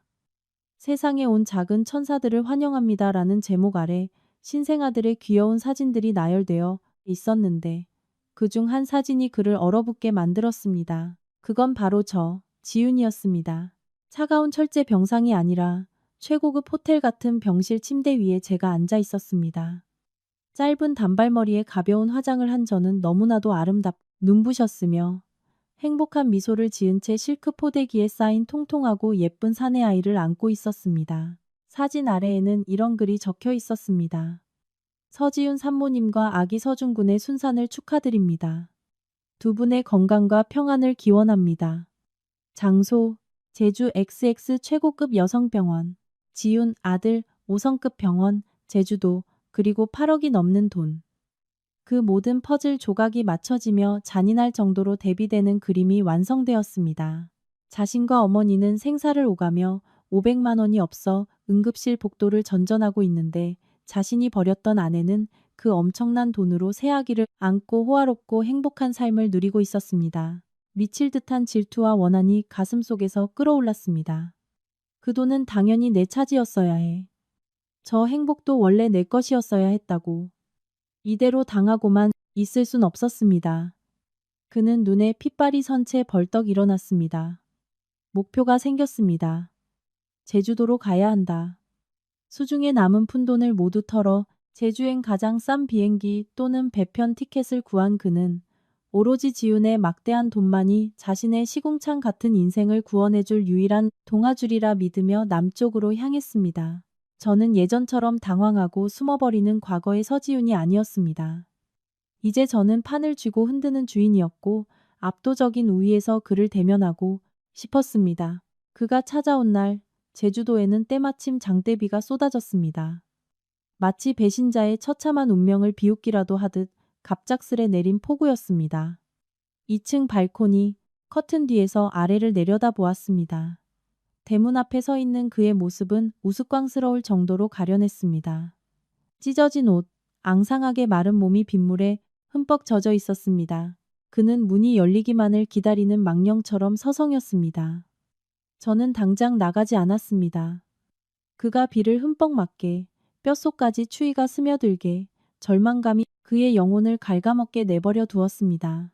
그가 기약 없는 기다림의 고통을 뼈저리게 느끼길 바랐습니다. 지난 몇 년간 제가 외로움 속에서 그의 전화를, 그의 관심을 하염없이 기다렸던 것처럼요. 한참의 시간이 흐른 뒤 드디어 모습을 드러내기로 했습니다. 걸어나가는 대신 제 고급 세단을 몰고 나갔습니다. 그와 저의 처지가 얼마나 하늘과 땅 차이인지 똑똑히 보여주고 싶었습니다. 웅장한 철문이 천천히 열리고 제 하얀색 차가 미끄러지듯 나가자 민주는 물에 빠진 사람이 지푸라기라도 잡은 듯 뛰어들었습니다. 그는 위험을 무릅쓰고 차를 막아섰고 준비해온 연극을 시작했습니다. 지윤아, 지윤아, 나야. 제발 차 좀 세워봐 제발. 차가 그의 코앞에서 끼익 멈춰섰습니다. 저는 창문을 윙 내리고 얼음장같이 차가운 눈빛으로 그를 똑바로 응시했습니다. 여기서 뭐하는 짓이죠? 그러자 그는 빗속의 아스팔트 바닥에 털썩 무릎을 꿇었습니다. 과거에 오만하고 가부장적이던 남자의 모습은 온데간데 없이 젖은 도로에 머리를 조아렸습니다. 쿵, 쿵, 이마를 찢는 소리가 처절하게 울렸습니다. 빗물과 눈물, 그리고 그긴 이마에서 나는 피가 섞여 헬쑥한 그의 얼굴을 타고 흘러내렸습니다. 지윤아, 내가 잘못했어. 다 내 잘못이야. 내가 짐승만도 못한 놈이고 천하의 쓰레기야. 날 때리든 욕하든 다 달게 받을게. 하지만 제발 우리 어머니 좀 살려줘. 지금 위독하셔. 돈이 없으면 오늘 내일 하신대. 난 다 잃었어. 어머니마저 잃을 순 없어. 제발 살길 좀 열어줘. 조금이라도 좋으니까 돈 좀 빌려주라. 평생 소처럼 개처럼 일해서 다 갚을게. 마지막으로 이렇게 빌게. 지난 세월 부부의 정을 생각해서라도 우리 아이를 생각해서라도 제발. 그는 비참하게 울고불고 애원하며 제 안에 혹시라도 남아있을지 모를 정과 기억을 끄집어내려 애썼습니다. 마지막 남은 알량한 자존심마저 내던진 연기였지만 제 눈에는 그저 어설픈 총극일 뿐이었습니다. 저는 차 안에 평온하게 앉아 그의 연기를 감상했습니다. 차에서 내리지도 우산을 건네지도 않았습니다. 차가운 빗속에 꿇어앉은 그를 그저 지켜보기만 했습니다.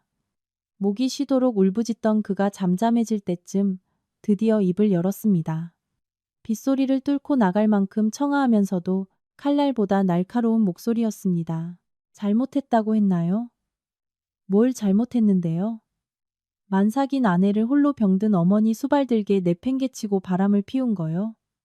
아니면 당신 어머니랑 짜고 4년 동안 나를 공짜 한여로 부려먹으며 기만한 거요? 내 재산 가로채고 날 길거리에 내쫓으려던 거? 아니면 당신 내연녀가 다른 남자 핏줄을 당신 애라고 속였는데 그것도 모르고 뻐꾸기 짓이나 한등신 같은 거요? 제가 던진 질문 하나하나가 망치가 되어 그의 심장을 강타했습니다. 그는 경악에 찬눈을 휘둥그레 뜨고 저를 올려다 보았습니다. 도대체 제가 어떻게 그 모든 사실을 알고 있는지 도무지 이해할 수 없는 표정이었습니다. 저는 경멸과 조소가 섞인 차가운 비웃음을 흘렸습니다. 놀랍죠, 이민준 씨? 세상에 연기할 줄 아는 사람이 당신 혼자라고 생각하지 마요. 당신이 내게 다 가르쳐 줬잖아. 배신이 뭔지, 잔인함이 뭔지. 이제 와서 내가 당신 어머니를 살려주길 바란다고요? 정말 웃기지도 않는 소리네요. 그럼 당신 어머니가 그 멀쩡한 손으로 내연녀한테 우리 예쁜 며느리라고 카톡을 보낼 때 오늘 같은 날이 올 줄은 꿈에도 몰랐을까요? 당신이 저 여자애 낳고 나면 나 쫓아내라고 부추길 때 이렇게 될 줄 상상이나 했겠어요? 그리고 당신 병원 로비에서 내 아내 살려달라고 짐승처럼 울부짖을 때 단 1초라도 당신의 진짜 아내, 당신 핏줄을 품고 있던 내 생각 한 번이라도 했어? 안 했잖아. 제 말이 그의 텅 빈 머릿속 깊숙이 밝히도록 잠시 말을 멈추었습니다. 김 여사가 지금 그 꼴이 된 건 그 사람 업보예요. 당신이 이 모양 이 꼴이 된 것도 당신 스스로 선택한 결과고요. 당신들한테 사과받을 생각, 추호도 없어요. 가치도 없는 쓰레기니까. 그리고 나 역시 당신들한테 눈꽃만큼의 동정심도 줄 의무 없어. 부부의 정? 당신이 그딴 단어 입에 올릴 자격이나 있어? 내 아이 들먹이지 마. 내 아이한텐 당신 같은 아빠 없어. 당장 일어나서 꺼져. 다신 내 눈앞에 띄지 마. 한 번만 더. 나타나면 그때는 경찰 부르고 접근 금지 처분 내릴 거니까. 좋은 말 할 때 꺼져. 저는 그가 더 이상 입을 뗄 기회조차 주지 않았습니다. 창문을 징하고 올려 모든 미련을 단절시켰습니다. 엑셀을 밟자 차가 빗물을 튀기며 그를 스쳐 지나갔습니다. 바퀴에서 튄 진흙물이 그의 몸에 쏟아졌습니다. 룸미러를 통해 비에 젖은 진흙 더미처럼 쓰러져 있는 그의 처참한 모습을 보았습니다. 저는 그를 깊은 절망과 수치심의 늪에 영원히 수장시켜버렸습니다. 그가 과거에 제게 주었던 바로 그 고통 속으로 말입니다. 그의 처절한 애원은 빗소리와 제 마음의 한기 속에 속절없이 파묻혔습니다. 인과응보의 잔혹한 진리. 그것이 제가 이민준에게 준 마지막 선물이었습니다. 그날 이후 그는 제 집 앞에 다시 나타나지 않았습니다. 제 말들이 그를 완전히 박살냈고 그가 품고 있던 마지막 헛된 망상마저 처참히 깨부수었기 때문이겠죠. 저 역시 더 이상 탐정을 쓰지 않았습니다. 그에 관한 모든 정보와 연락을 완전히 차단했습니다. 그 시간부로 그의 인생은 저와 제 아이의 삶과 완벽하게 분리되었습니다. 몇 달 후 서울에 있는 옛 친구에게서 우연히 전화가 왔습니다. 그녀는 제 새 삶의 안부를 묻더니 머뭇거리며 민준과 그 어머니의 결말을 전해주었습니다. 그녀의 말에 따르면 제주도에서 돌아온 민준은 완전히 망가졌다고 합니다. 돈도 희망도 없는 그는 결국 병원에 입원한 어머니를 버리고 도망쳤습니다. 김 여사는 생애 마지막 나날들을 자원봉사자들의 손길과 같은 병실 환자들의 동정어린 눈빛 속에 연명해야 했습니다.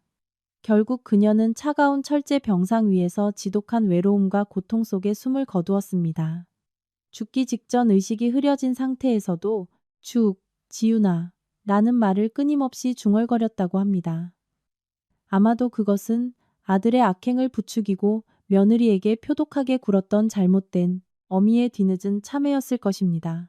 어머니가 죽은 뒤 민준을 이 세상에 묶어두고 있던 마지막 이성의 끈마저 끊어져 버렸습니다. 그는 여관방에도 들어가지 않았고 누구와도 연락하지 않았습니다.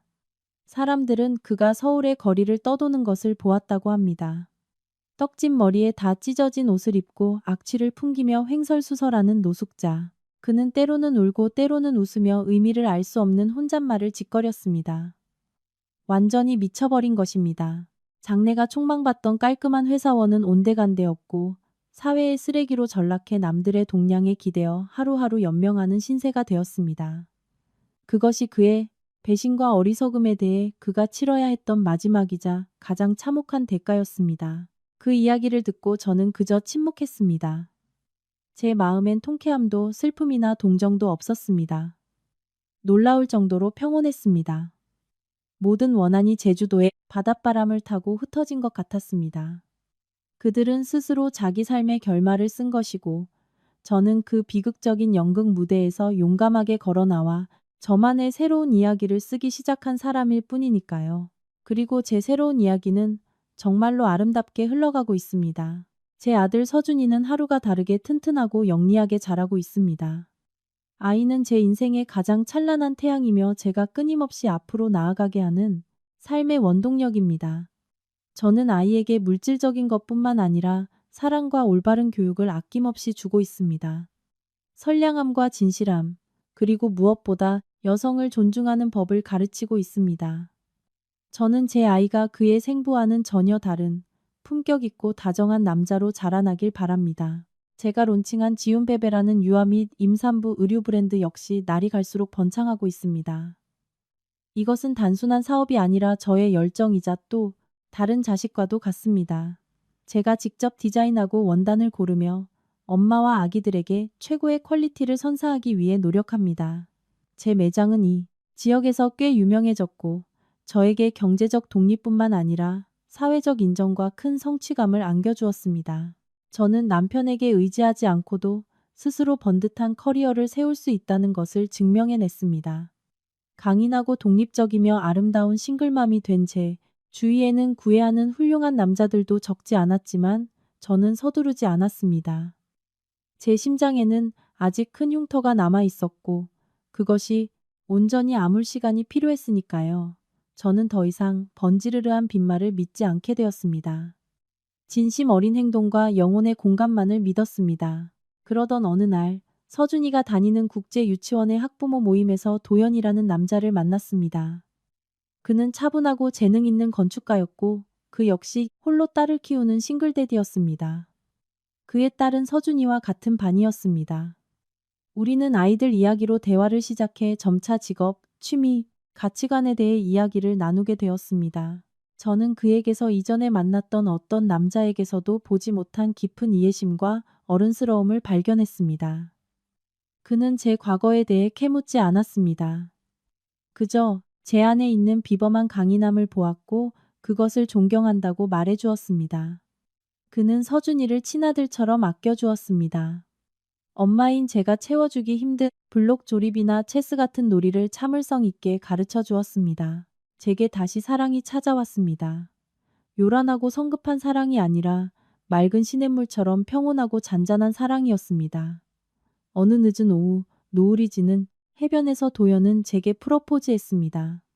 값비싼 다이아몬드 반지가 아니라 그와 딸아이가 직접 해변에서 주워온 아름다운 조개 껍데기를 내밀면서요.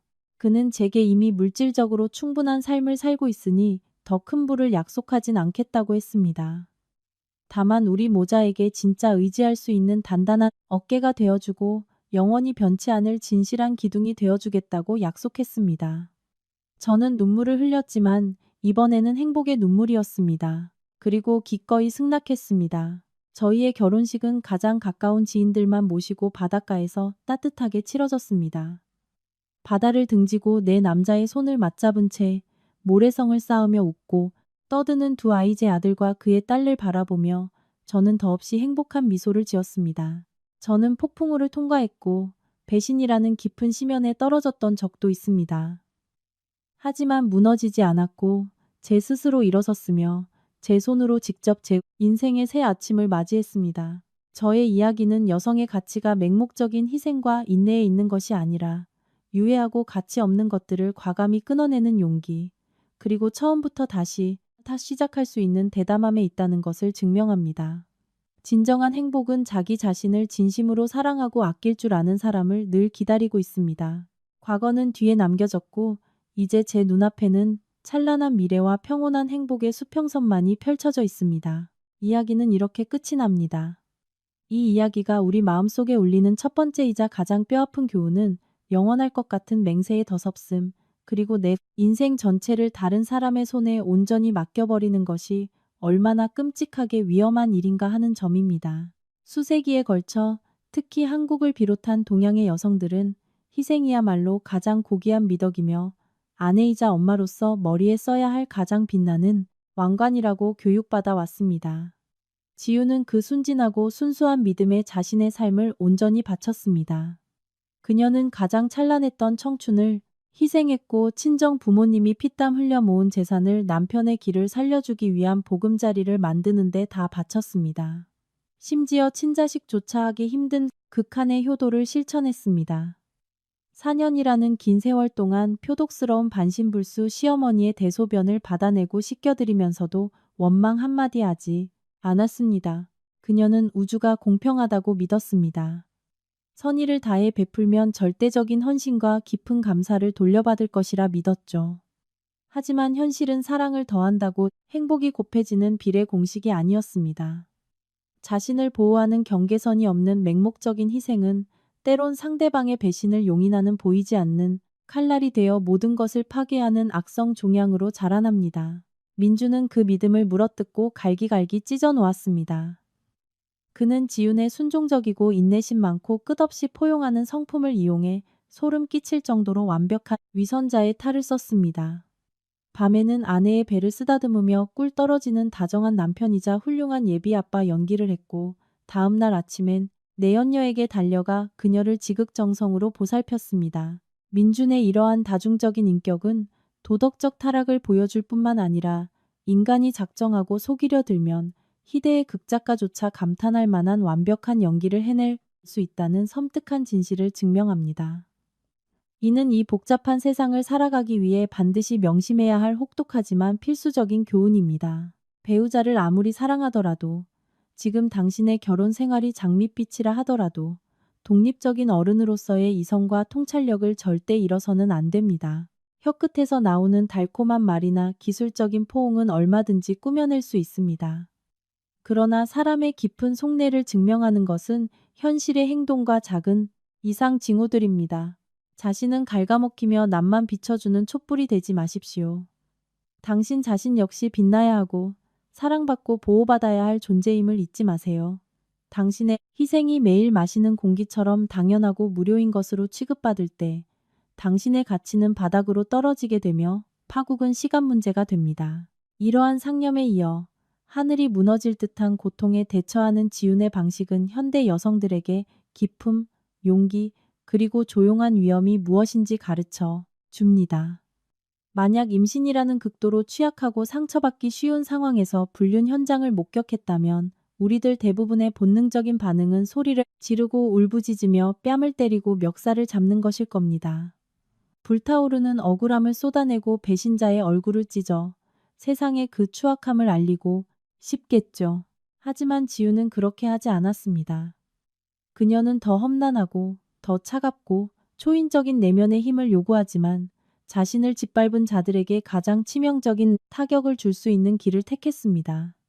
그녀는 완벽한 침묵을 선택했습니다.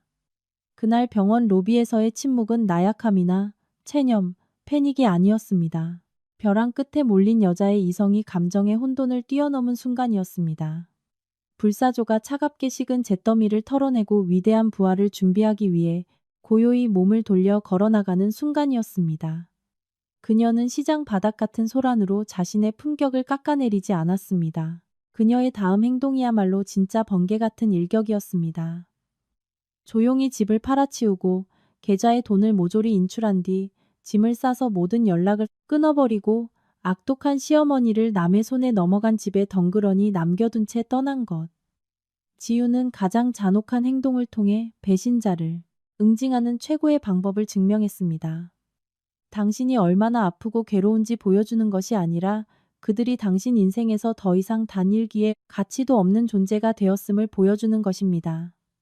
당신이 관대하게 베풀었던 모든 특권을 언제든 회수할 수 있다는 것을요. 그녀는 민중과 시어머니가 뻔뻔하게 누리던 물질적 기반과 안락함, 유일한 기둥을 가차없이 뽑아버렸습니다. 이 파괴적이고 결단력 있는 행동을 통해 위기에 처한 여성들을 위한 등대 같은 핵심 메시지가 찬란하게 빛납니다. 경제적 독립이야말로 결혼 생활의 폭풍 후에 맞설 수 있는 가장 훌륭한 구명조끼이자 가장 견고한 갑옷이다. 슬픈 가정을 하나 해봅시다. 만약 지윤에게 개인 재산이 없었다면? 그녀가 사는 집을 처분할 권리가 없었다면? 그녀 손으로 번 예금 통장이 없었다면? 과연 그녀가 그렇게 단호하게 고개를 쳐들고 걸어 나갈 수 있었을까요? 절대 불가능했을 겁니다. 경제적으로 의존하고 있었다면 피눈물을 삼키며 그 더러운 배신을 참아내야 했을 것입니다. 만삭의 몸으로 길거리에 나앉아 아이를 키울 수 없다는 공포 때문이죠. 가장 깊은 교훈은 이것입니다. 부부 사이가 아무리 애틋해도 남자가 평생 먹여 살리겠다고 맹세해도 여성은 반드시 자신만의 비상자금, 수입을 창출할 수 있는 직업, 그리고 완벽한 경제적 자립 능력을 갖춰야 합니다. 재정을 장악하는 것은 속 좁은 계산도 아니고 사랑을 훼손하는 이기적인 방어막도 아닙니다. 그것은 존엄성을 지키기 위한 필수적인 울타리입니다. 돈 자체가 진정한 행복이나 지고지순한 사랑을 살 수는 없지만 돈은 당신에게 비극에 대처할 방법을 선택할 수 있는 절대적인 권력을 줍니다. 허름하고 비가 새는 단칸방에서 울부짖는 대신 바다가 보이는 고급 리조트에서 눈물을 닦으며 상처를 치유할 수 있는 특권을 줍니다. 무엇보다 중요한 것은 당신의 삶을 갉아먹는 끔찍한 일들에 대해 당당하게 노라고 말할 수 있는 보이지 않는 힘을 준다는 것입니다. 내일 당장 먹고 살 걱정 없이 그곳을 떠날 수 있게 해줍니다. 끊임없이 노력하고 배우고 자신의 가치를 높이세요. 당신이 독립적이고 강인한 개체로 우뚝 서 있을 때 아무리 잔인한 배신자라 할지라도 당신을 완전히 무너뜨릴 수는 없습니다. 또한 이 극적인 이야기 속에 숨쉬듯 동행하는 인과응보와 업보의 법칙을 간과할 수 없습니다. 민준의 어머니인 김 여사를 보십시오. 하반신 마비 환자로서 다른 사람의 세심한 보살핌이 필요한 처지였음에도 불구하고 그녀의 속내는 옹졸하고 악독하며 기만적이었습니다. 며느리가 꾸준히를 도맡아 헌신적으로 보살피는 것을 누리면서도 뒤로는 아들의 파렴치한 외도를 돕고 내연녀를 예쁜 며느리라 부르는 뻔뻔함을 보였습니다. 그녀는 자신의 핏줄과 이익만을 위해 타인의 피눈물 나는 희생을 짓밟고 악을 용인한 뿌리 깊은 구시대적 편견을 대변합니다. 그리고 우주의 인과율은 완벽하고 공정하며 가장 잔인하게 작동했습니다. 그녀가 받은 쓴 열매는 지윤의 직접적인 폭력이나 복수가 아니라 그녀가 그토록 사랑하고 오냐오냐 키운 아들의 무능함과 배신감에서 비롯되었습니다. 방패이자 든든한 버팀목이었던 지윤이 사라지자 그녀는 즉각 안락한 집에서 쫓겨나 더러운 여관방에 처박혔습니다. 아들은 내연녀와 남의 핏줄을 챙기느라 혈육인 그녀의 욕창이 썩어 들어가도록 방치했습니다. 결국 그녀는 육체적 고통과 극심한 정신적 후회 속에서 생을 마감했습니다. 임종의 고독한 순간 그녀가 무참히 걷어차 버린 따뜻한 죽과 정성, 어린 손길의 기억이 그녀를 끔찍하게 괴롭혔을 것입니다. 그것이 배은망덕에 대한 가장 고통스러운 형벌이었습니다. 그렇다면 남의 불행을 짓밟고 그 위에 모래성을 쌓아 올리려 했던 민중과 내연녀, 유라는 어떨까요? 그들 역시 서로의 가면을 벗겨내고 굶주린 들짐승처럼 서로를 물어뜯었습니다. 조강지철을 버리고 젊은 내연녀를 쫓은 민주는 자신이 승리자요. 두 마리 토끼를 다 잡은 카사노바인 줄 알았습니다.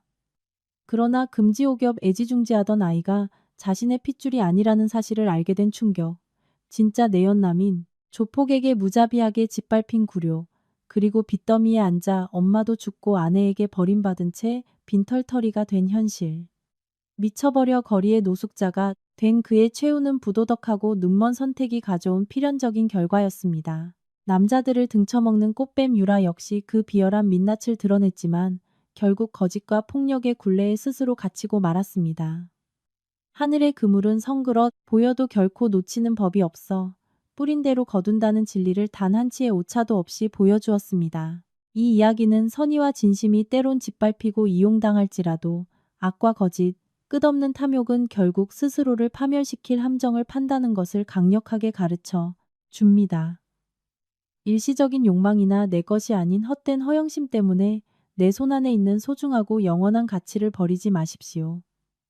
타인의 행복을 짓밟거나 배우자를 기만하려는 유혹을 느낀다면 이민준의 비극을 거울 삼아 매일 자신을 돌아보십시오. 세상은 놀랍도록 공평합니다.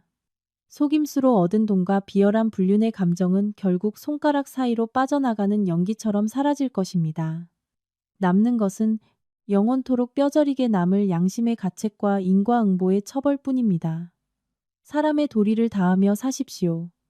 벼랑 끝에서 손을 내밀어준 이들에게 깊이 감사하고 묵묵히 가정을 돌보는 배우자를 보물처럼 여기십시오.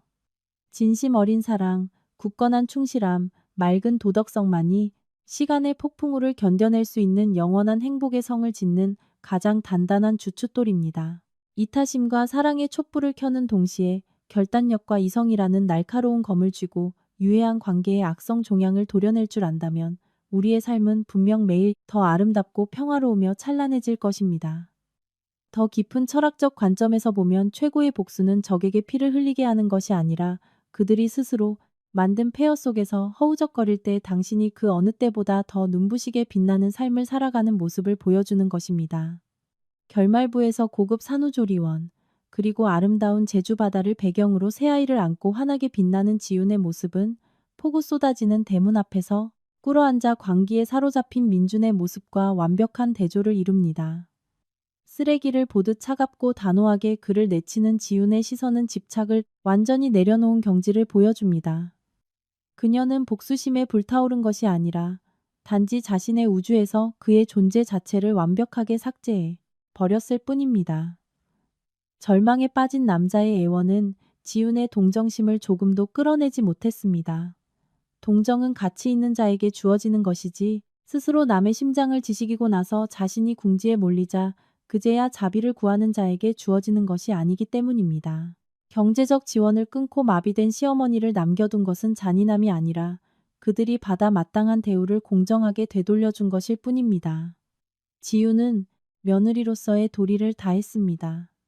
그러나 그 결혼이라는 계약이 그 강무 또한 거짓말로 파기되었을 때 그의 수반되는 모든 도덕적 의무 역시 자동으로 소멸된 것입니다.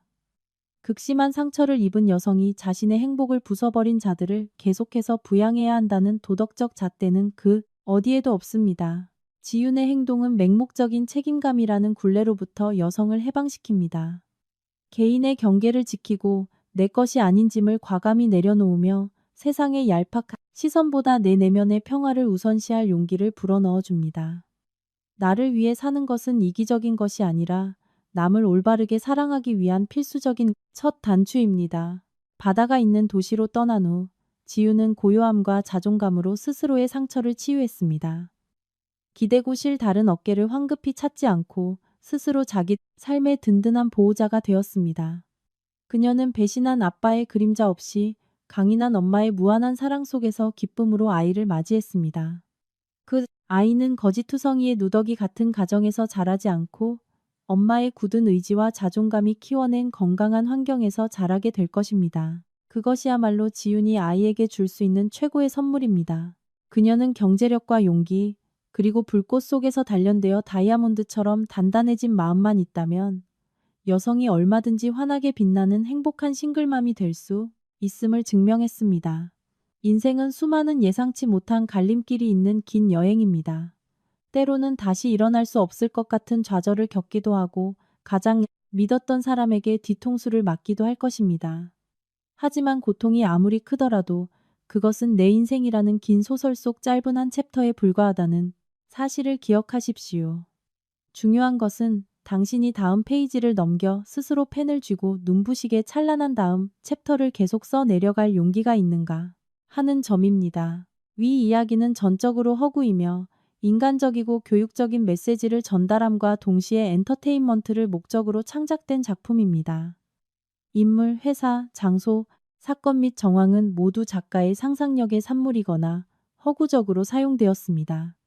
실제 생존에 있거나 사망한 인물, 혹은 실제 사건과의 유사성은 전적으로 우연의 일치임을 밝힙니다. 이 대본과 줄거리는 창작자에 의해 독창적으로 개발되고 작성되었으며 본 내용의 어떠한 부분도 재사용되거나 무단으로 도용되지 않았습니다. 저희는 오리지널 콘텐츠와 관련된 유튜브의 커뮤니티 가이드라인 및 수익 창출 정책을 엄격히 준수합니다. 일상의 작은 즐거움과 더불어 깊은 교훈을 전하는 것이 저희의 목표입니다. 청취자 여러분, 이 이야기의 굴곡진 서사를 써 내려가며 병원 복도 한가운데 얼어붙은 듯 서 있던 임산부의 모습을 상상했을 때 제 가슴은 정말이지 찢어지는 듯 했습니다. 저는 결혼에 대한 비관주의를 심어주기 위해 이 비극을 만든 것이 아니라 단지 체념 속에 잠들어 하는 영혼들을 깨우기 위해 가상의 충격요법을 쓴 것입니다. 우리는 보통 희생의 미덕을 배우지만 그 인내의 한계선을 설정하는 방법을 가르쳐주는 사람은 거의 없습니다. 집을 팔고 시어머니를 버려두고 떠난 것은 지훈의 잔인함이 아니라 관용이 바닥까지 짓밟혔을 때 나타나는 필연적인 결과입니다. 때로는 곪은 상처를 도려내는 것이 피가 나고 아플지라도 그것이 우리의 생명을 서서히 갉아먹게 내버려 두는 것보다 낫습니다. 지훈의 차가운 반격은 약자의 방어권과 존중받을 권리를 대변하는 목소리입니다. 남자는 수천 개의 달콤한 말로 배신을 숨길 수 있지만 결국 시간은 모든 거짓을 발가벗기는 가장 공정한 재판관이 될 것입니다. 저는 세상의 모든 여성들에게 아무리 사랑이 깊더라도 결코 자신의 자존심과 독립성을 포기해서는 안 된다는 것을 전하고 싶습니다.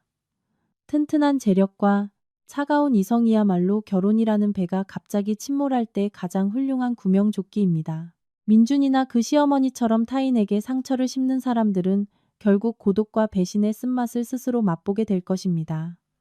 그것이 제가 글을 쓰는 내내 굳게 믿어온 결코 빗나가지 않는 인과응보의 법칙입니다. 아무리 큰 고통도 결국은 지나갈 것이고 어떤 상처라도 결국 흉터를 남기며 아물게 마련입니다. 중요한 것은 우리가 그 잿더미 속에서 무엇을 배우느냐입니다. 흘린 눈물이 기름진 자양분이 되어 더 강하고 굳센 자아라는 새로운 나무를 키워내게 하십시오. 모든 여성은 척박한 정원에서는 화려하게 피어날 수 없는 한 송이 꽃입니다. 그럴 땐 과감히 뿌리를 뽑아 새로운 지평을 향해 스스로 싹을 틔울 용기를 가지시길 바랍니다. 인생의 갈림길에서 흔들리는 모든 분들이 가치 없는 것들을 과감히 내려놓고 진정한 행복을 맞이할 용기를 찾으시기를 진심으로 바랍니다.